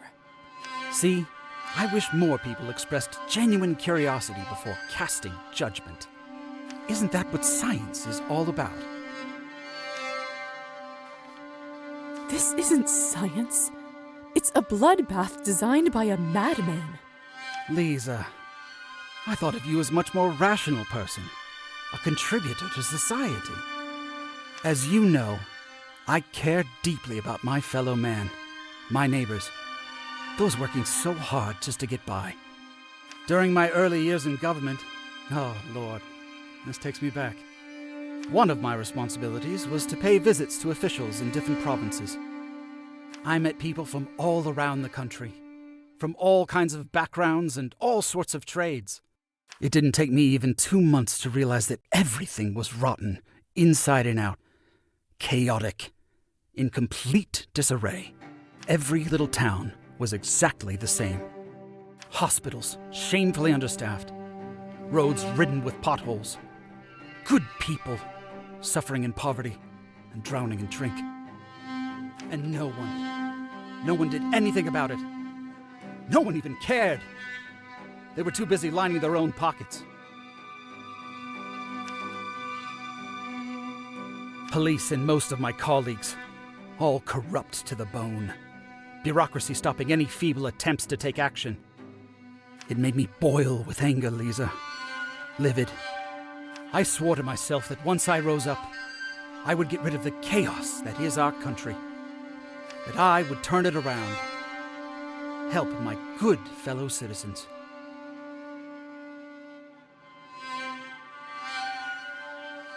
Design a system.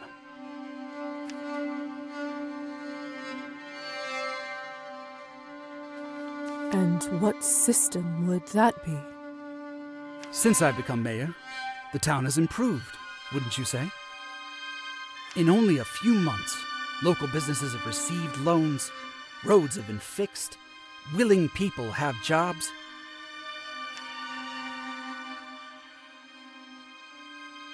Willing people? That's right. Honest, hard-working people.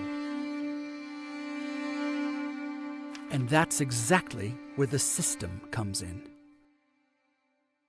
You're a smart young lady. You must understand that money doesn't come out of nowhere. Say, a building needs to be fixed. You need to take the money out of the town's budget. But it's all been squandered or stolen by your predecessors.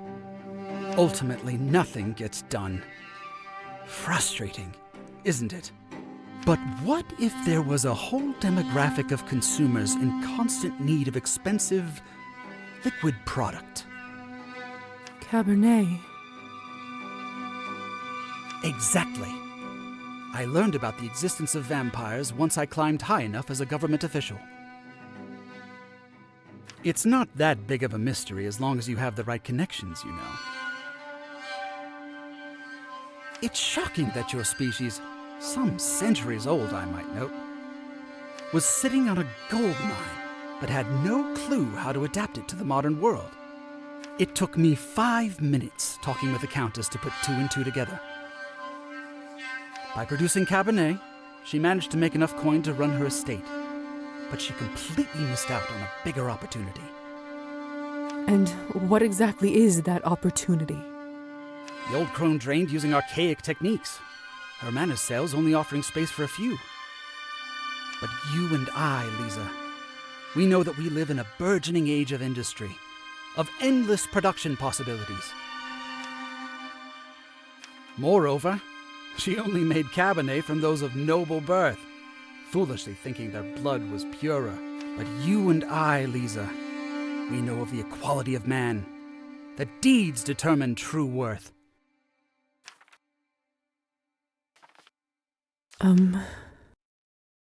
My operation quadrupled turnover by draining lawbreakers, the slothful, illegal foreigners.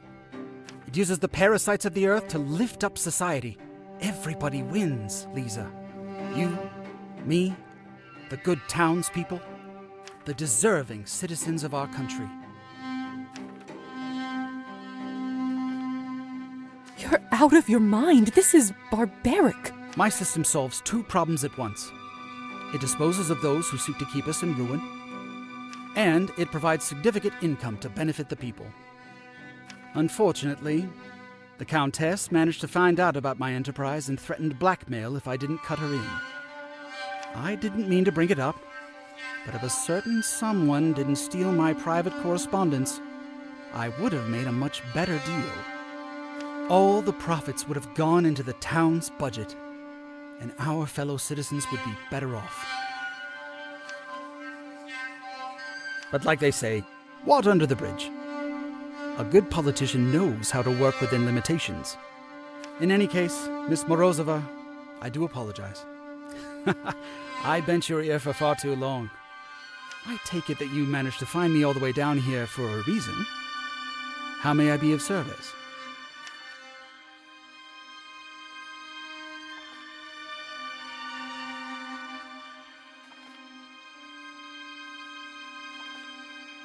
I came to put an end to this horror. You have spilled enough blood, and it stops now. Even if it's for the sake of the greater good, I just can't be a part of this. What's going on here has to stop. Liza, you're breaking my heart.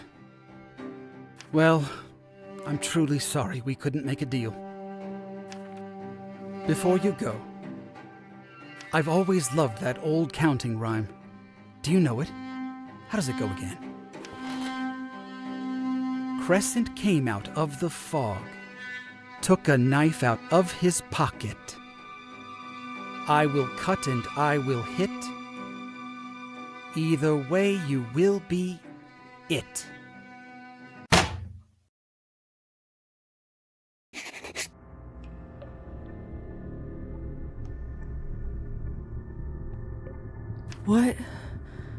What happened?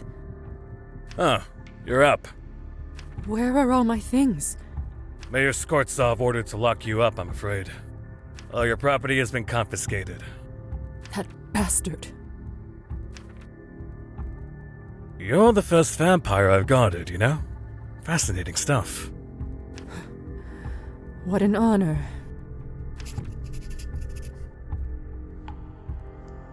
It's full of fresh blood.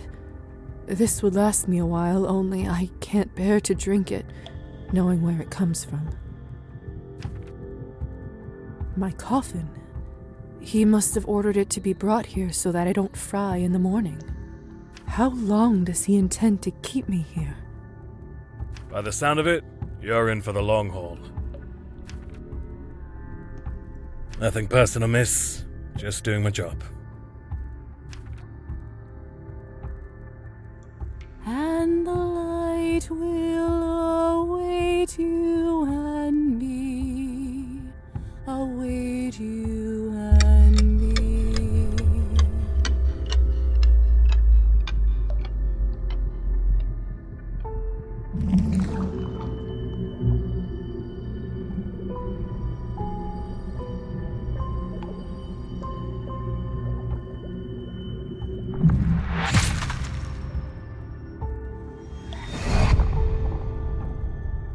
Dragomir. In a cage yet again. Have you learned no lessons?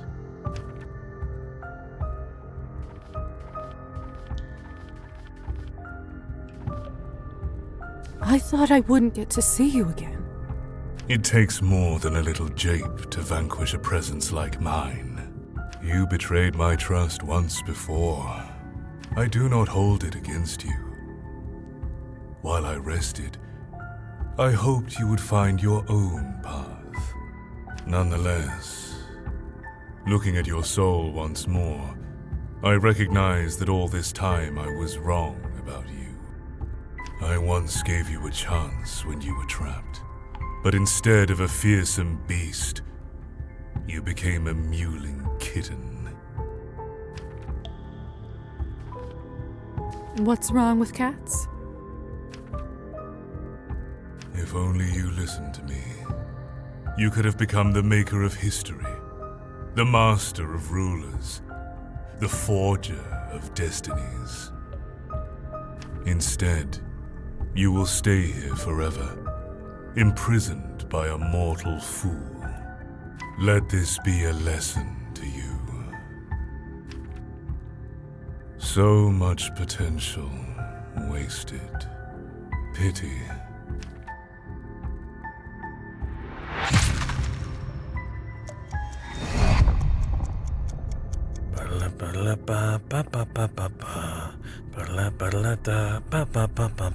Hello. We've met before, haven't we? Couldn't say. I meet a lot of people in my line of work. You used to guard the way to Savelli's office. I think I remember you. You were with that lady with the scar, weren't you? Yes, exactly. My name's Liza. Luca? So...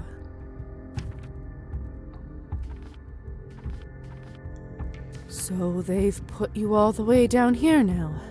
I've been promoted. Right. Promoted. Of course. How did you end up working here, if you don't mind me asking?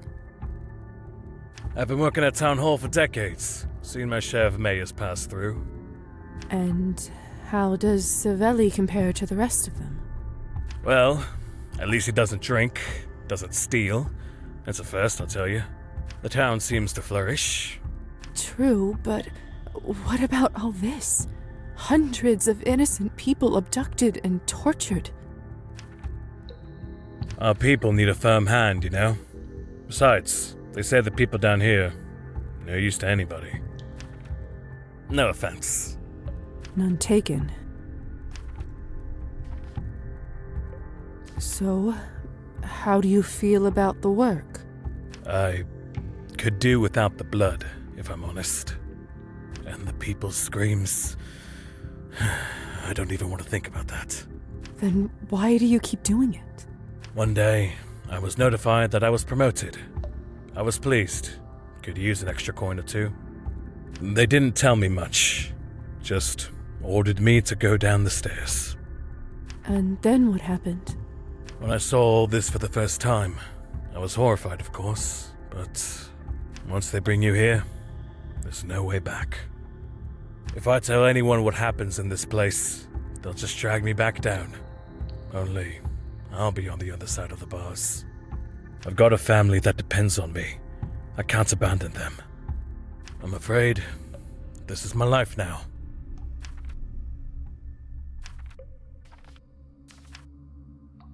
I have to get out of here, and I think Luca might be able to help.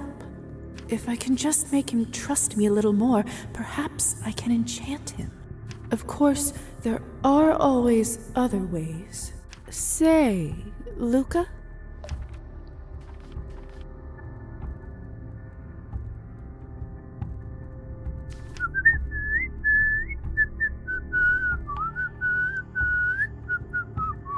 You know that piece too? Of course. Slavonic dances. Who doesn't? You'd be surprised. Music from abroad rarely makes an appearance down here. What a shame. Absorbing the wonders of the world through music is a singular experience you and I clearly share. I'm lucky to have you watching over me. Well, it is nice to hear some music down here, and to now have a whistling partner. He seems to have warmed up to me. I may be able to enchant and influence him now. Lately, I only talk with people around here due to my shift hours. They aren't the most cultured bunch. That must feel lonely. I don't want to complain, but all they do in their spare time is play cards and drink. I'd like to talk about something a little more interesting. I feel like we get along just fine, Luca. I reckon so.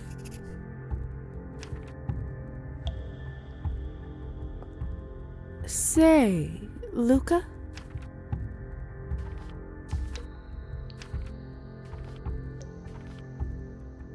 Listen, Luca. You aren't such a bad person, are you? You have compassion for other people, for your family. I know you understand that what goes on down here is not right. These people are not expendable. Criminals are not, they're human beings. They can't be treated like this. But what can I do? If I tell anybody, they'll kill me and everyone I care about. That's why you can leave it to me. Just let me out of here and I promise I will shut this horror factory down. You and your loved ones will be safe. Alright, this may be worth the risk. But I can't just let you walk out. They'll kill me. Why don't you tell them I enchanted you and forced you into submission? You can do that? Maybe you lot should be behind bars. Alright. Just lay down as if you fainted for 10 minutes or so. Then you can alert everyone. Agreed. Good luck.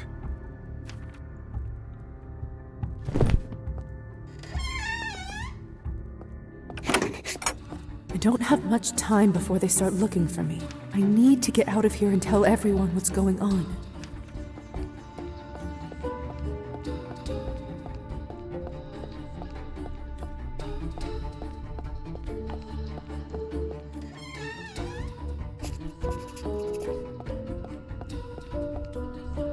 It's her!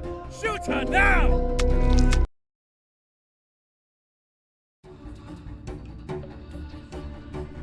I don't have much time. I need to get out of here and tell everyone what's going on.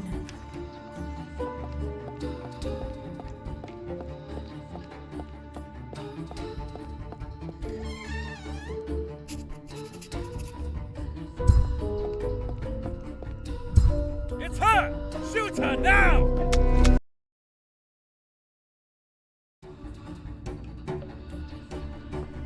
I don't have... I need...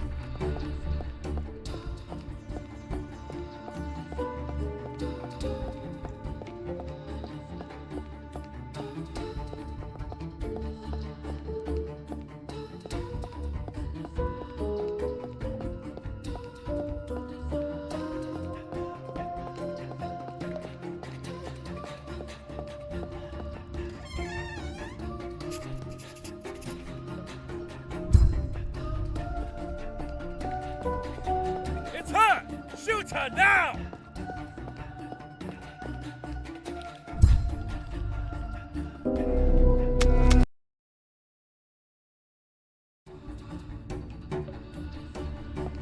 I don't have much time.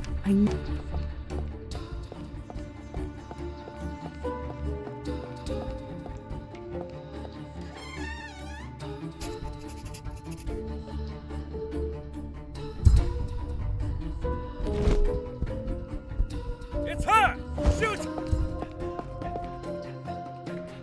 Severely warned that she can turn invisible. Look out!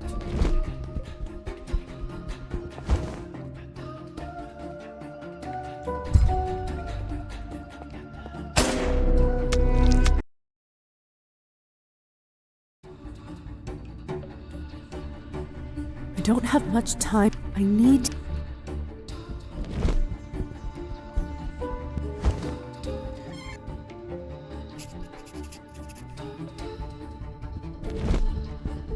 It's her!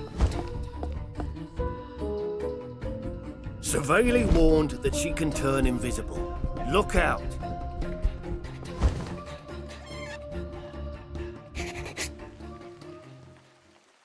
I made it out! I can't believe it.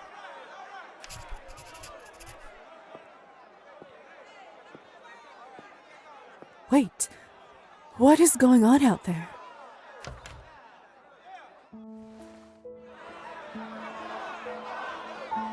Our people have been enduring this tyranny for centuries. Ruler after ruler after ruler. The story is always the same. Oppression, poverty, unlawful imprisonment for true heroes, like my friend Gosha, who was apprehended last night with no notice or reason. And what does the ruling class get? Palaces, gold and power. Don't trust the honeyed speeches of the new officials. This is the same fairy tale we've been told, but it's all lies. And this is exactly why we can't trust the rotten government to execute our rights. It is time for a better future. It is time for everyone to unite. It is time to burn this place to kingdom come. Wait! What the hell? There are people locked up down there. We need to save them. Don't listen to her. When the tyranny stops today, the power goes to us, the people. Light it up, boys. It's all good and ready with kerosene. No regrets. Did she say there are people still inside? Quick, we need to help them! Hurry up, everyone!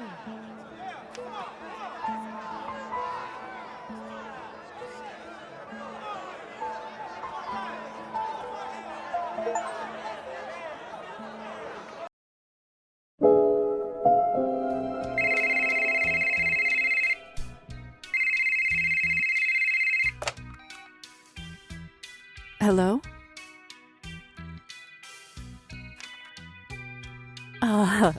And a happy New Year's Eve to you too. Of course. I'll pass it on. Thank you. I see how it is now. The only reason you called is to talk about the clinic, isn't it?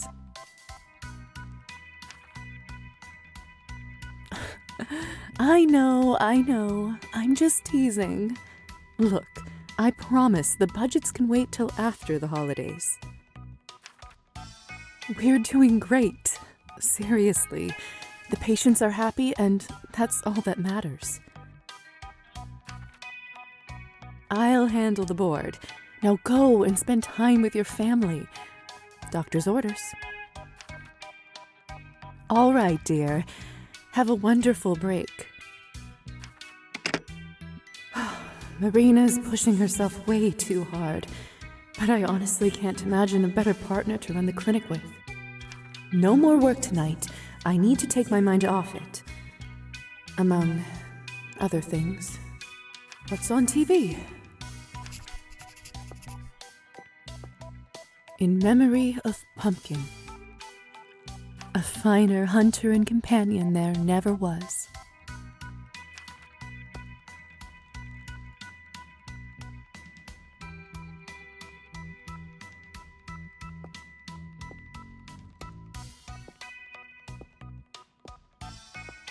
I don't usually care much for awards, but this one feels special. It's the highest honor given by the Medical Academy for groundbreaking contributions to hematology.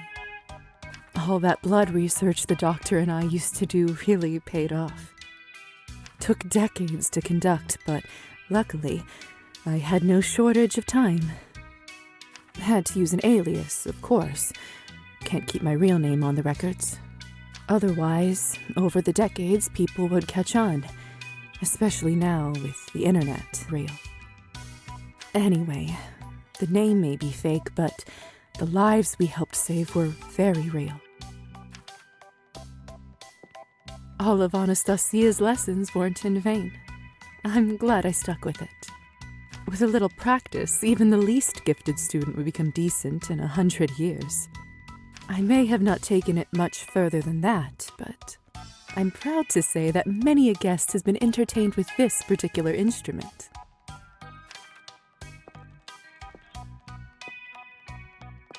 An appraiser friend of mine recently looked at this painting. Turns out, over the decades it appreciated in value and is now worth a small fortune. Don't think I'll ever sell it, though. Means too much to me. I heard vampires get quite attached to their possessions as they get older. Guess I'm not immune to that.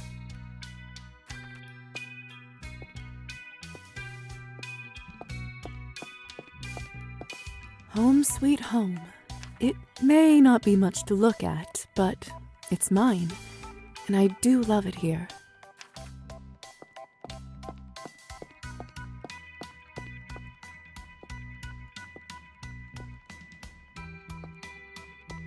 Well, Oksana, only a few hours left till we get to celebrate the much-anticipated year 2000.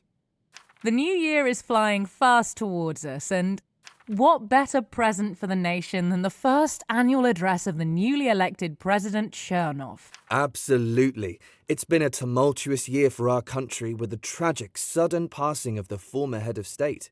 Luckily, Anatoly Chernov promptly took matters into his own hands, first as acting president and now as president-elect after the results of the official emergency referendum. That's right, Maxim. President Chernov has already demonstrated his firm and efficient governing style. In his short time in office, he's issued orders to reinforce the defensive military budget, and has also introduced a zero-tolerance policy towards illegal immigration. Finally, our people will have the much-desired stability back into their lives. Can't wait to hear what he has to say at midnight. Me too. Say, Oksana, what are you going to wish for when the clock strikes 12? Well... Fools.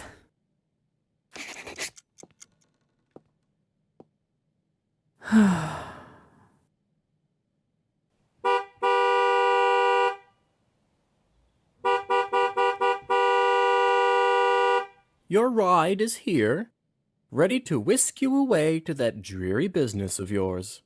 Here to ruin our delightful festivities. It's probably for the best he's arrived. Definitely need a bit of a break from the fun. You wound me, Liza. One has the exact right amount of fun when I'm around. And here I thought I was the one to fix your wounds, not make them. Liza, are you all right? Yeah. If this trip makes you so gloomy, there's no need for you to go.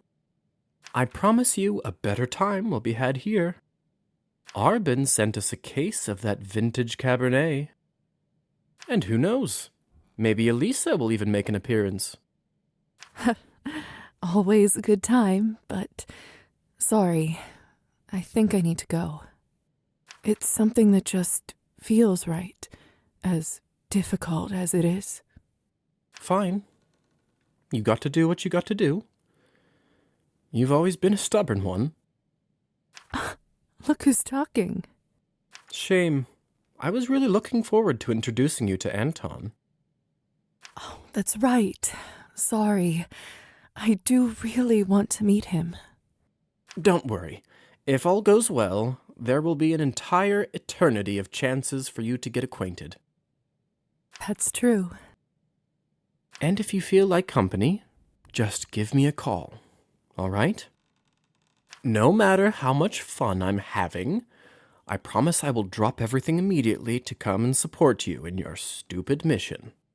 That's how much I care about you. Thank you. It won't be necessary, but it's noted and appreciated.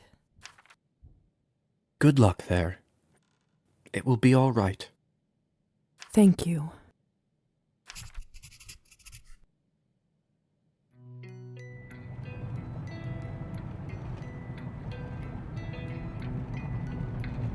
Getting close now.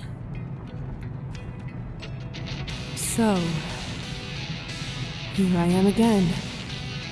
Good to be back. It's hard to believe the last time I set foot here was around a century ago. Vampires generally aren't allowed to stay in the same place for more than 20 years. Otherwise, people start asking questions. Small towns have surprisingly long memories, but you can usually come back once it makes sense for you to pass as your own offspring. Nowadays, they call permission to stay a vampire visa. Higher society granted me one for this town decades ago, but I just haven't been ready until now. I'm not sure why, but I feel like I owe my old friends a visit in this new millennium. Even if it is at a cemetery.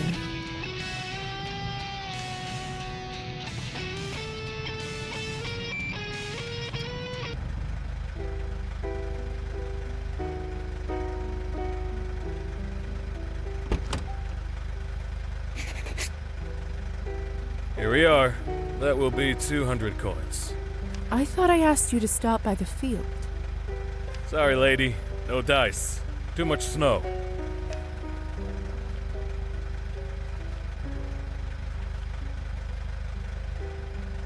Fair enough. There you go. And here is something from Grandfather Frost on top. Seriously? Thank you, really.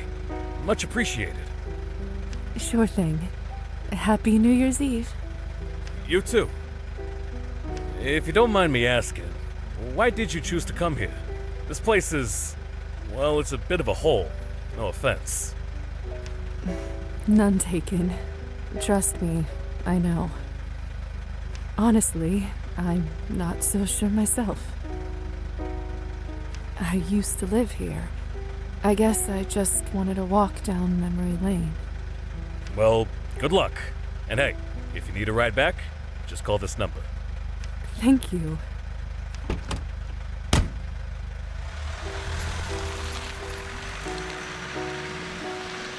This monument was built to commemorate the victims of the Town Hall tragedy. That night indeed became an important one in the town's history. The package that Kolya was meant to deliver to Yvonne contained a bomb, and Yvonne planned to use it to destroy Town Hall. I assumed that withholding the package would be safer. However, it turned out that Yvonne developed a backup plan. He didn't realize, of course, quite how many people his largely demonstrative protest would hurt. Burning the building with the help of kerosene may have not been as effective as a bomb explosion, but fire is still fire. I was lucky to have enough loyal friends who helped organize the rescue team. They managed to extinguish the fire, and I led them to the upper floors of the underground facility. Many were saved from the prison, but because of the suffocating smoke, some weren't so lucky. Since so many of the horrors beneath Town Hall were vampire-related. Shortly after the rescue operation, the Higher Society sent a hypnotist crew, a well-trained, powerful group of vampires. Of course, there wasn't any enchantment strong enough to completely remove those memories. However, they did manage to alter them enough to convince the humans that what they saw was all standard prison torture practices. Horrible and illegal, yes, but nothing beyond the depthless depravity of mortal beings. The corpse chamber and draining floor, no more than a gruesome dream that faded with the sunrise.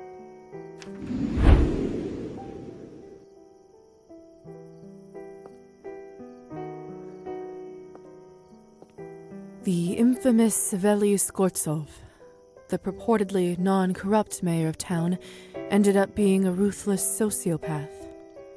Soon after the fire was extinguished, a body count was done, and neither Saveli nor his remains were anywhere to be found.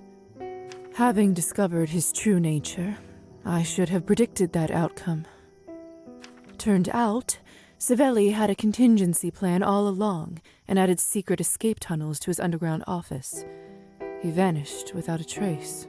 Perhaps his biggest legacy is that he became somewhat of a folklore figure. Mothers in this area often frighten their children by telling them that bloody Saveli will snatch them up if they don't behave. In contrast, the next mayor the town elected remained in his position for nearly a decade and was entirely inconsequential. During that whole time, he arguably did less to improve the town than Saveli did in a few months. But then again, he didn't organize brutal murders beneath town property. Well, at least that we know of.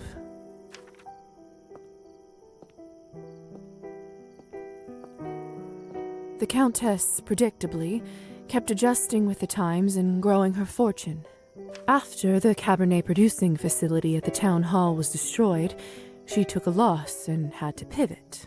However, when the doctor terminated their contract, she never ended up finding a decent replacement. It didn't take her too long to bounce back, though. More partners came forward soon enough, and eventually other business opportunities presented themselves. Some say the Countess is now running one of the biggest mafia networks in the country. It's only rumor, of course, but in all honesty, I would certainly not put something like that past her.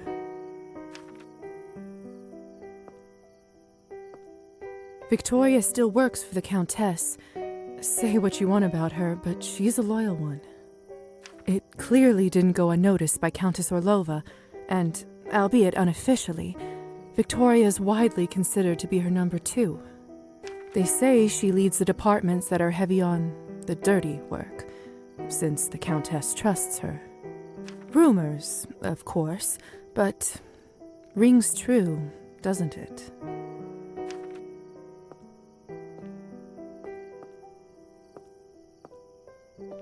No one knows for sure what happened to Liza. Some say she finally got fed up with her small-town life and moved to a bigger city. Others claim that one of her Russian roulette games went awry. But no one can say exactly where that peculiar woman went. I, of course, had my suspicions. Her obsession with Sunrise left me worried, so I mentioned it to those close to her. All agreed that she wouldn't want anyone else to know, and that's why the likely story of Elisa's demise spread no further. Her secret bar, of course, had to shut down without her, but it remained her legacy in certain circles for a long while. People remembered it fondly after its closure and told stories of legendary nights spent there. The tales grew with embellishments until no one knew what was true, like any good story eventually does. There were vampires who attempted to recreate Elisa's success by building their own such establishments, but no one was able to quite capture her same type of magic. Maybe at least in your next life, you will see all the sunrises your heart desires.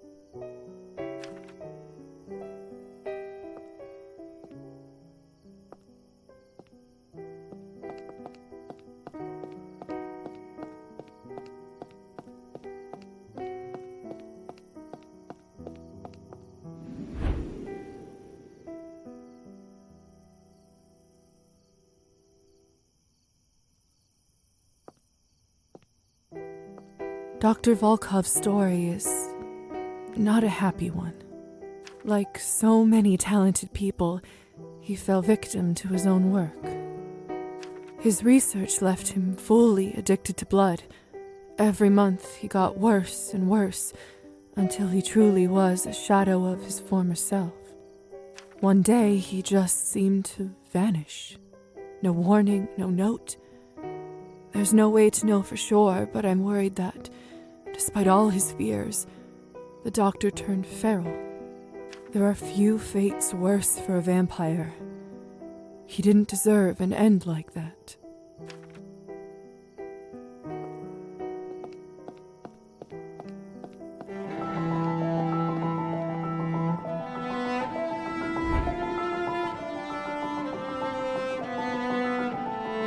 Not long after our chat on the roof, Anastasia finally managed to finish her cello piece.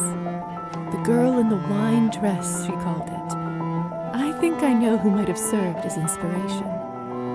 The song was a breakout success, but it was only the beginning. Soon enough, she was one of the most renowned composers in the country. Anastasia lived a long and fulfilling life, and on top of all that, she never forgot her students.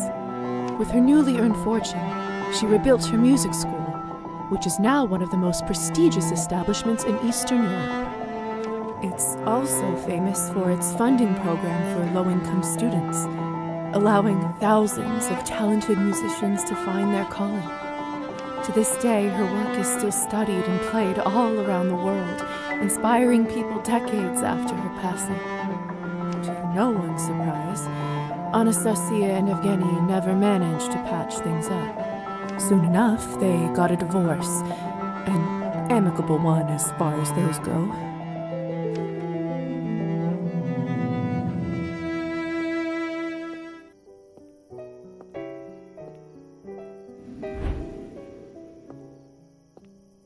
Out of all my victims over the years, Kirill perhaps deserved it the most.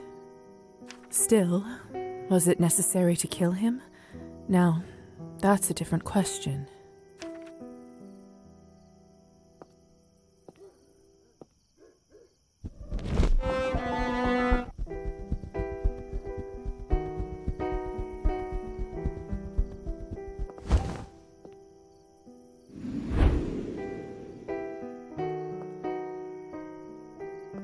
While I still lived in town, Arbin stayed here for as long as her vampiric visa allowed.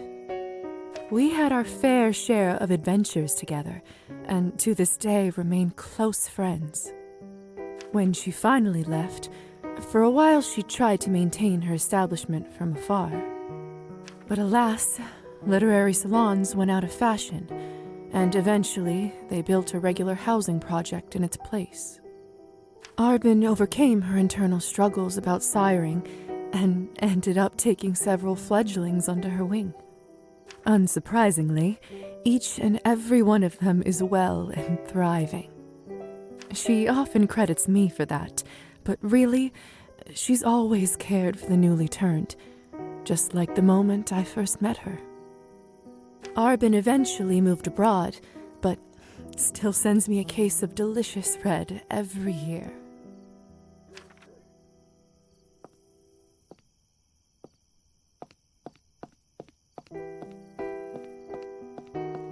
What do you know? The store is still here. If you're looking for champagne, vodka, or flowers, don't bother. They're all out. Is that right? Well, why else do you think I'm still open? All the demand and no other supply. That's good business. Happy New Year's Eve.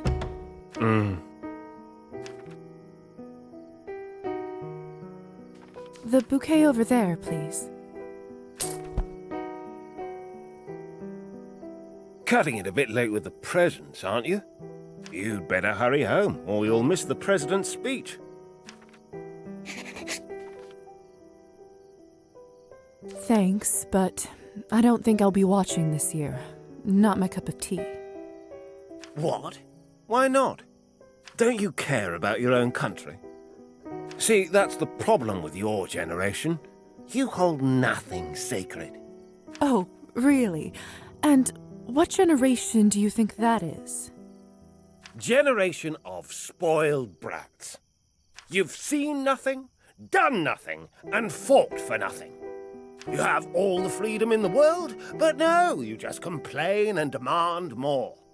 Show some respect and be grateful for once.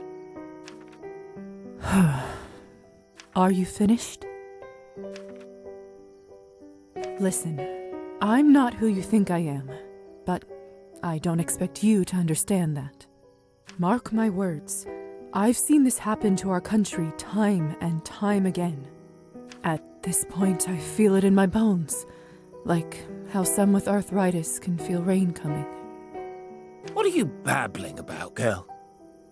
Every time there was hope, a person like that man came to crush it. No one has found a way to break the cycle yet, so, of course, I've come to not expect much. All I'm asking is, think. Think and care about your fellow man. Then, make your own choices. How much have you had to drink? Enough for a lifetime, trust me. Happy upcoming New Year.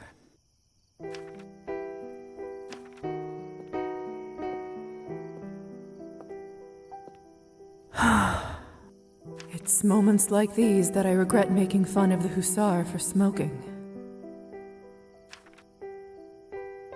Are you all right, dear?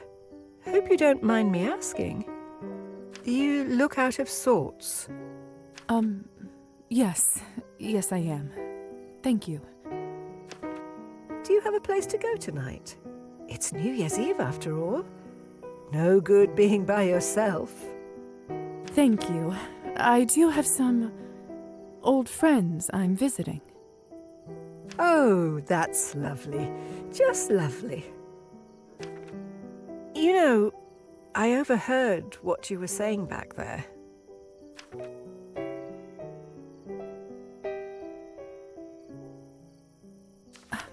I know it sounded a little rough, but trust me, he needed to hear it. Oh, no, dear, I didn't mean it that way. I would have said the exact same thing. I was just like you when I was younger. Didn't let anyone walk over me. I'm not as young as I look. Let's talk again in 50 years, dear. See who's right about this. Sounds good. That Chernov, though, he's trouble, isn't he? Yeah. Just as we managed to turn this rusty ship around, they're pulling the wheel again. Still, all this time, I never lost hope. Not once. And you shouldn't either, dear. Thank you. I think I needed to hear that today. You know, you remind me of an old friend of mine. Friends, of course. Sorry for keeping you, dear. Your friends are probably wondering where you are. Don't worry, they're quite a patient bunch nowadays. Do you need any help carrying your bag? Oh, no, bless you, dear. I live just around the corner. Really? In the old apartment building? That's the one. My great-aunt used to own it before the revolution, and I inherited it. I'm very lucky. It's apartment number 1. Stop by for a cup of tea sometime if you feel lonely. Have a wonderful year, dear. Thank you. And you. Well, what do you know?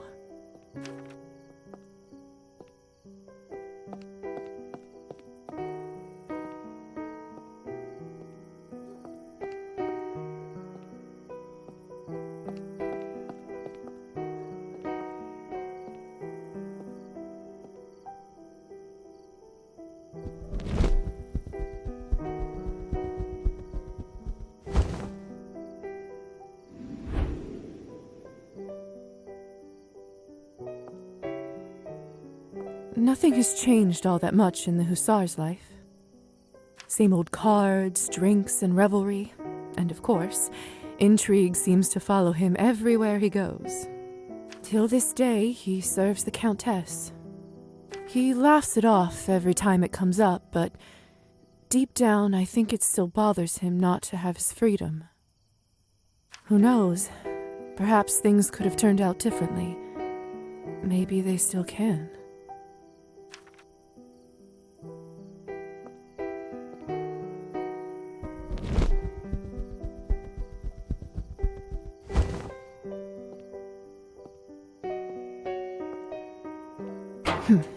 Locked. Can't blame them, really. I guess I'll just have to do it like in the good old days.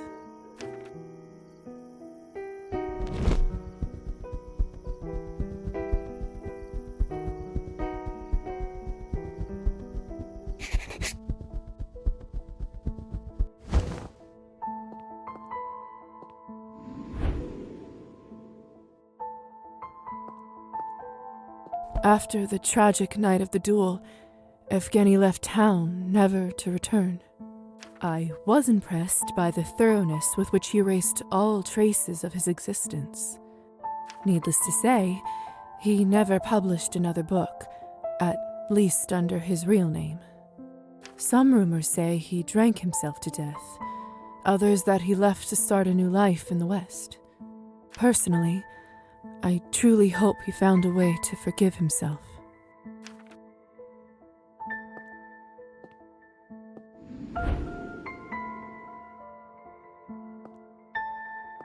To my relief, Demian was among the many lucky survivors who were rescued from the town hall dungeons. Perhaps even luckier, Demian never ended up on the lower levels of Savelli's underground prison. That left him relatively unscarred, and soon enough he seemed to be back to his old playful self. One thing did seem to change, though. After the events of that night, I certainly noticed him working in the fields much more often. It's hard to find a silver lining to what transpired, but I suppose scaring Demian into a working man may have been one of them.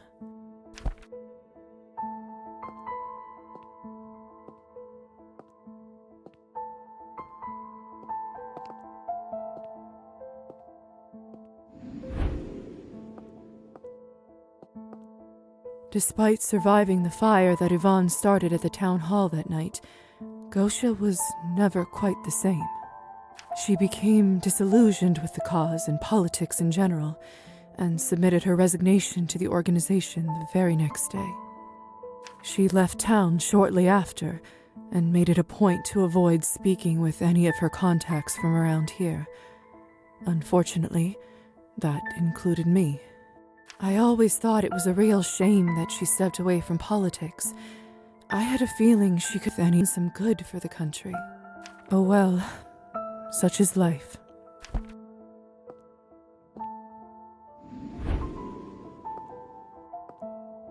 Ah, sweet Roman. He ended up traveling around the world at least 3 times in his lifetime. He managed to connect with all kinds of people and hear the legends of their homes and ancestors. It wasn't just for his pleasure either. He published several tomes on world folklore, which were translated to dozens of languages. He loved the people around him, and he shared that love in his favorite way, through his books and stories.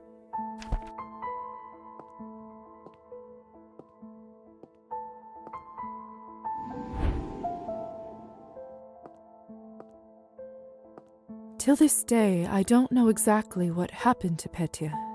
First, he was killed by a vampire, then his soul moved into a doll, then the doll died? Sometimes I'm not even sure if I'm remembering it right. It all seems like a strange dream when you think about it. Regardless, I still feel like maybe there was more I could have done for him back then. I'm sorry that your life didn't turn out like you hoped, Petya. Rest in peace.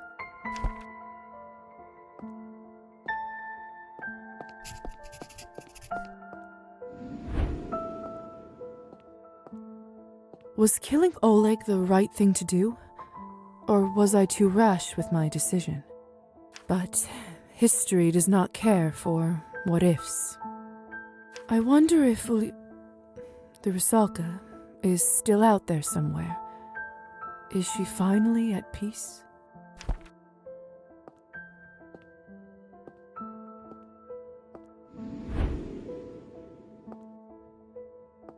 When I didn't deliver the box to the revolutionaries, I thought that I was doing the people of town a favor.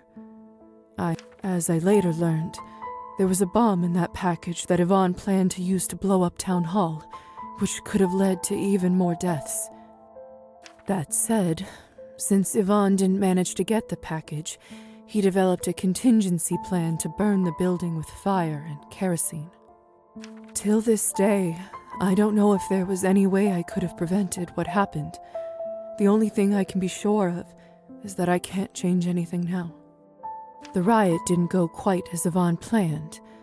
Perhaps the backup plan lacked the flair that could have driven the mob to join him.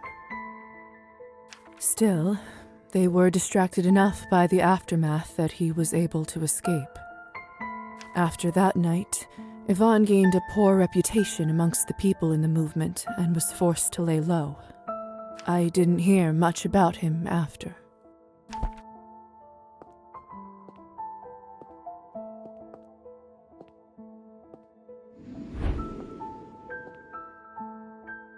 I only knew Faina for a short time, but somehow the memory of her has never faded.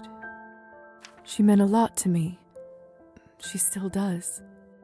I took care of your flowers as best I could, for as long as they lasted. Rest in peace, dear Faina.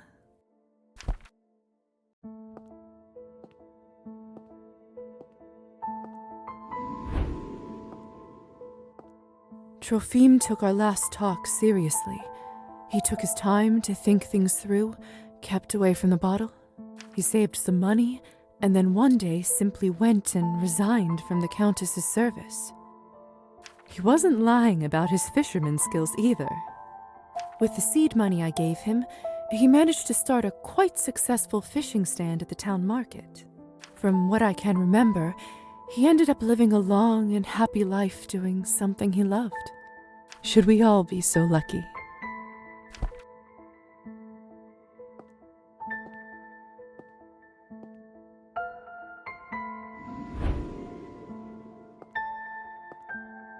Marusa didn't want to let down her family, so she never ended up leaving town or pursuing higher education.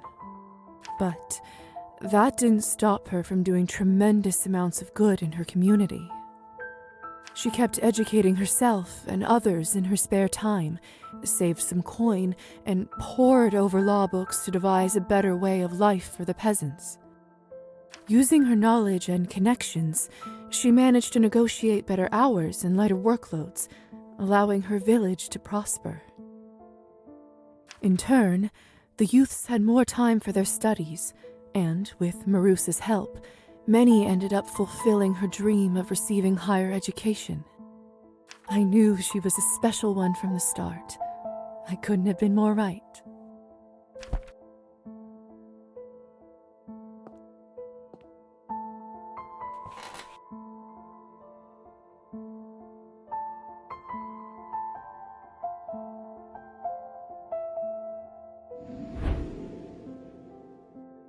I did what I came for.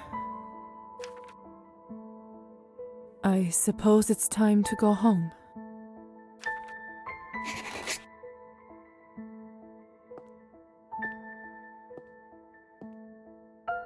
Oh! Huh.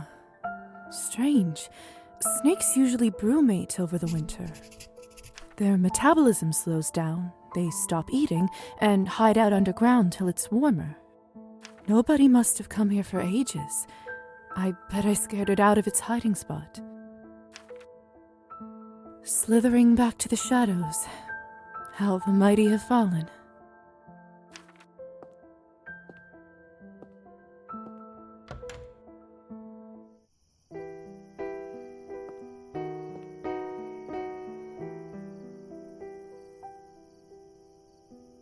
Oof. The church sure has seen better days. What does the sign say?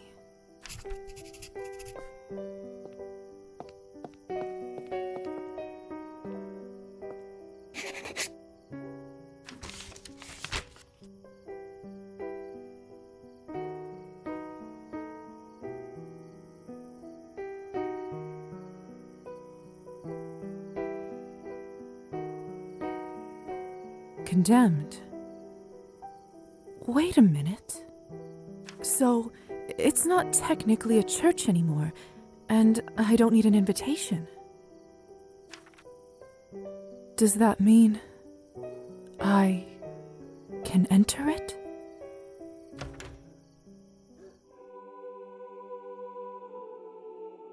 Wow. It's been over a century since I've been inside a church. I'd forgotten how it looks, what it smells like. I had my problems with religion even before the whole vampire business, but still, I must admit, it's beautiful here, even now.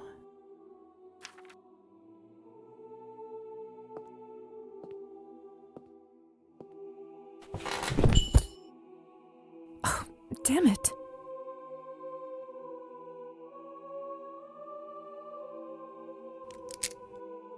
The Morozov family. Minus father and me, of course. I remember how, even before I was allowed to touch matches, in church, Mother would let me light candles for people we knew. I loved doing it, partly because of the excitement of the dangerous forbidden flame, but it was also more than that. Although I never believed in what it represents. It felt important. Why don't I light some candles now? I may not get another chance.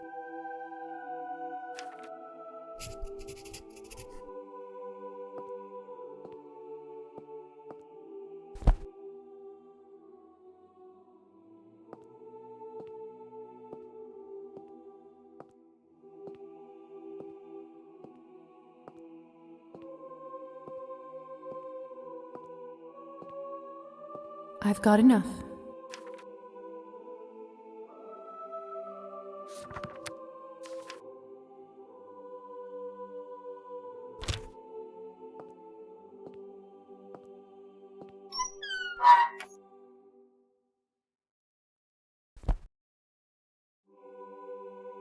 There.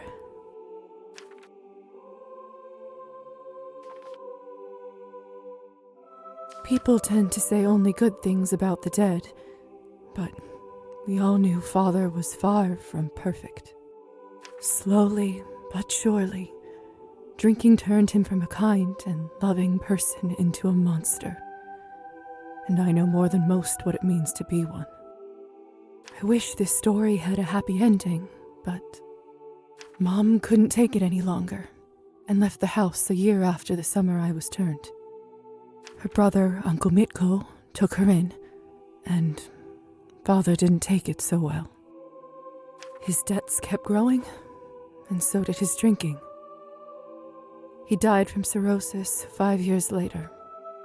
I often wonder if there was something else we could have done to help him, but the truth is, he made his own choices. Still, he was my father. And I knew that underneath his sickness, he loved me. And I loved him too.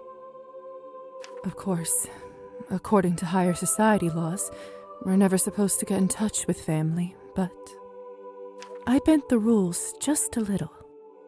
I got into some trouble, of course, but that's a whole other story.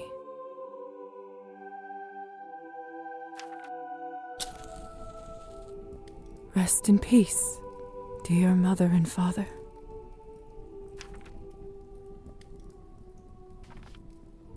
It's not easy being an older sister, but being a younger brother must have also had its challenges. And Kolya. Poor, poor Kolya.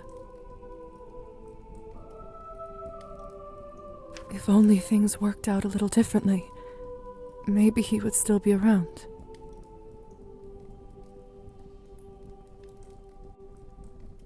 It was my fault. I miss him very much. Rest in peace, dear brother. Funny thing, for over a century I've lived so many lives. Different names, cities, friends, and enemies.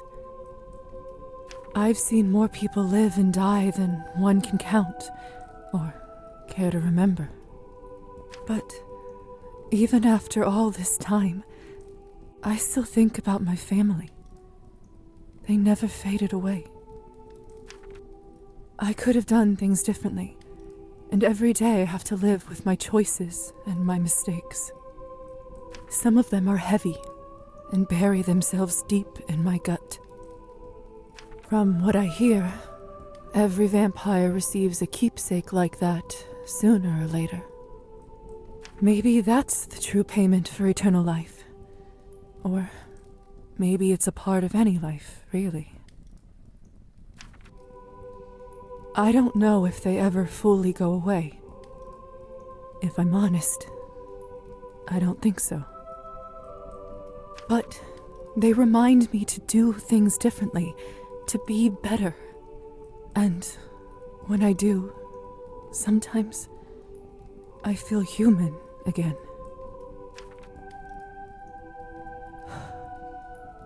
Last candle left. I think I know what I'll light it for. I've seen people in this country go through so much suffering. Wars, revolutions, tyranny, famine.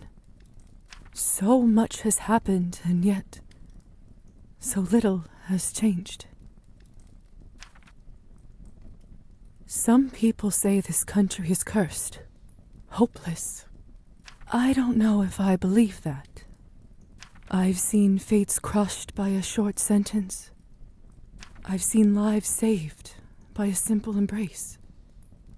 No matter what they say, a person's choice can make a difference, so you might as well do your best. Who knows?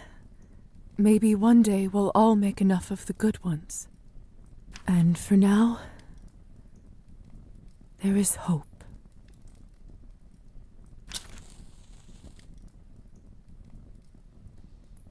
Demons may be hereditary, but we are in charge of them. 5, 4, 3, 2, 1. Happy New Year! Улицы плачут по белому снегу. Дворник не может очистить их серость. Пьяный он смотрит на красные руки. Тень на глазах умирает со скуки. Если чудеса только в фильмах, если чудеса только в книжках, кому я молюсь, кому я молюсь.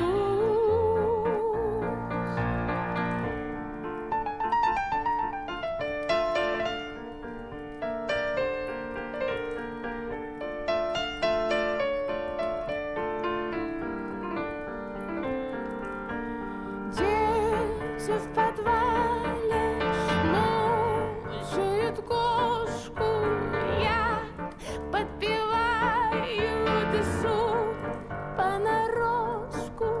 Белое платье моей пустоты так не к лицу мне. Не приходи